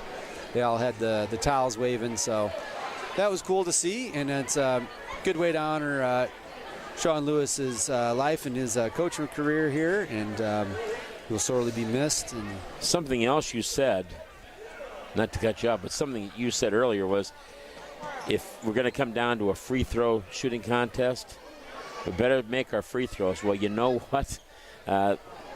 Mendota was 7 for 10. They were 70%. Kewanee was 7 for 18. Yeah, it's been an issue. It has. We've noticed it all year. It's you at least want to get to 60%. You hope you can get there at least, but we'll see. Hopefully that'll turn around these last few games, and hopefully in the long regional run, which Kewanee definitely hopes to have over at Bureau Valley this year. And being joined here by Coach Matt Clark, who has to be happy with the outcome and the way this ended for sure. Yeah, we started our typical first half and not playing with effort all the time, and you can't do that. Again, no matter what the opponent record is or who we think they are, that team plays hard, and they got all over us in the first quarter. And we don't, you don't practice with the hands on you like that. It takes them a while to adjust, and our second half was pretty good. Yeah, physical game for sure. Yeah, it was for sure. Intense and physical. Mendota really came in ready to play. So yeah, all credit to them. You also had you were outscored in the first quarter, but we mentioned the second, third, and fourth quarter you outscored them every quarter, so you were able to go ahead and then take control of the game. And what did you changed up your defense also in that third quarter? We went more man, situational, usually man team, but that second half we played the third quarter mostly man. And then we went back to our 31 and got wide on the wings to take away those threes when we have a lead late. So they just – Russ, it's been up and down, and we've been this way all year. And every time I go in the locker room and give them the locker room talk, I'm thinking, hey, this is the time. This is going to be the half where we flip the switch and play great defense and play with effort. And that second half, holding them to 14 points, That's a tremendous job. And 4 points in the fourth quarter. Yeah. That to me was amazing. And that's when Romero finally got going, but the rest of the team couldn't even get the three-pointers out. That Strauss had 9 points at halftime. He had 3 three-pointers. He didn't score again. Yeah, that's a solid team. I don't care what anybody says. Their record is not indicative of how hard they play. We had, kind of several guys on Romero there, and he's a really good player. He's an all-conference type player. And then we, at the end, Will came in off the bench with fresh. We put him on man, and Will did a tremendous job of just keeping the ball away from him. That's a tough job to do when against their best player, especially come off the bench, and he did a great job. I thought that Will Rumble had one of his best games. He didn't score, but you know what? You don't need to have him score as long as he plays that defense. No, I tell people all the time, the kids, everybody has their opinion of what I should do, what the team should do, what it should look like. But Will Rumble and kids like Will, he may not put 10 and 12 points up a night, but what he does defensively and what he does is just doing his job and doing it the right way all the time and being a great teammate. You need that kind of kid, and he's kind of the glue that keeps us moving in the right direction. He was he had one of the pokeaways too. He had a block shot, maybe 2 block shots, but he poked one away with his hands in half. And maybe the man-to-man allows this to happen more. But boy, they really got quick hands. I mean, Lewis and Reed, and then Rumbold and Brady, and they've all got a really good knack of knocking the ball away. We want them to come out and guard the ball like that in our zone, but for some reason, Jeremy, as the kids be kids, they have a difficulty of transitioning. So our man. We've been practicing more man in practice than we have for the 3 years I've been doing this, and it's paying off. We had a couple breakdowns, but it's going to happen. I thought we switched the screens really well on the ball screen, so that was our game plan. The second half was our game plan of what we wanted to do, so, credit to the kids. Boy, that was a heck of a second half. 14 points you just mentioned. 4 points in the deciding fourth. At the end of the third quarter, there was 31-31, if I remember correctly. That's true. It was 17-4 in the final quarter. Yeah, they executed. Defensively and then offensively, we spread the floor. We took some time off. We got good looks. We just didn't finish. Our free throws have been killing us all year, but I told him in the locker room, you're going to miss shots. What I want you to play with is effort. All the time, and we haven't done that in front of our home crowd until we did it in spots. But tonight, that second half, if we can carry that over into this Friday and Saturday, we'll have a good chance. Was exciting. 24 turnovers your defense caused, and you guys only had 8. So that's I think that was probably the difference in the game right there. You wore them down in that way, and your quick hands got a few easy hoops on the other end too. So that's a lot of possessions to only have 8 turnovers. That's really good. Yeah. We'll take that every night. And that's what Jeremy does a great job. He finds those things, of course. I want to mention that honoring Coach Shaune Lewis, of course. That we were really appreciative of what Kewanee High School did. It was really nice. But one thing that might have made a difference is his boy Blaze wasn't wearing the same hair. It was different. Blaze is an awesome kid. I jumped on him pretty hard last game, and we had a conversation. He actually he called me that night and was like, "Hey, Coach, I'm sorry for what happened," and stuff. I treat him like he's one of my own. I need to coach him a little bit better, a little bit harder. But so fitting tonight, the first bucket that we make was Blaze on a little runner there, and I'm sure his dad would be proud, and I'm sure he's watching him and then cheering for us all the time. So it's fun to see Blaze maturing this season because he started a little slow. But he's got his average up to about 12, and I think he's probably been averaging about 15 or 16 in the last 5 or 6 games. So that makes – because everybody's selling out to stop Brady now, and you got to have Blaze step up, so that's encouraging. 13-12 overall. I think I've got you for, Coach. And you're 5-6 in the division. Again, a big game coming up on Friday. It's going to be honoring the Kewanee school song, which, of course, is very important. And then Saturday, it'll be a game again against a very good team. And then you've got a senior night coming up next Tuesday. It's something here. It's always a production here going on. They do a great job from the administration all the way to Larry Flannery with the events guy and Mr. Doan over there on the film and Mr. Atwell. You can go on and on to put on the production that they do here every night, with the pep band and the cheer and the dance. I keep saying event. It is an event. I keep thinking, sure. man, I can't imagine what it would be if we were 22 or 3-win team right now, the packed house we have. But, we're improving, and I'm glad the fans are coming out because it's been difficult at home. But, 3 more here at home to finish the season. Sounds great. Well, we'll let you go, and thank you so much for coming up, and congratulations on a really good game. That's and fun with Mac Rosetich now. Yeah. On Friday And, night. and the thing is, we may get them in regionals here too, so that's kind of. I was going to say the last time we have to face them, but maybe not. I don't think. Yeah, we'll see. I hope so. Okay, Coach Matt Clark of the Kewanee Boilermakers, they come out with a victory tonight again. 48-35, I have it here. 13-point victory. What a game by Kewanee. They end up with a nice victory. And again, they were led in scoring by Brady Clark with 15 and 13 for Blaze Lewis, and also 8 for Cottrell Reed, and 4 apiece for Jaden Little and Blake Johnston. I thought Blake had a nice game too. Devontae Jordan, he really played well. You talked about the quick hands of the players. And we saw that from Devontae Jordan. We saw it from Brady Clark. We saw it from Jaden Little. We saw it from Will Rumble, Cottrell Reed, and Blaze Lewis. That is one thing that is becoming an art form for Kewanee, and it's like what, and I'm likening this to what happened with the Chicago Bears when they had all those takeaways. They poked the ball right at the right time, and it's not something you can just boom do. You have to learn to do it, and you've got to pick your time without fouling. But just a really nice performance by Kewanee tonight for the victory. Again, 48-35. Jeremy, what do you have for us? Yeah, those quick hands were on display tonight. That's probably what I remember most about that. I mean, when you turn the other team over 24 times, and a lot of them were just, out on the own, just out on an island, they just poked the ball out, peanut punch it out, I guess. Yeah. But the key is not getting the foul, and that's Kewanee's become very good. All their players are becoming very good at doing that without getting the foul. So that was on display tonight for sure. Fun game. Boilermakers are victorious again by a score of 48-35, and we sure appreciate you listening and also watching on Kewanee High School Sports and Special Events. And we also appreciate you listening on WKEI 1450 AM and 100.1 FM.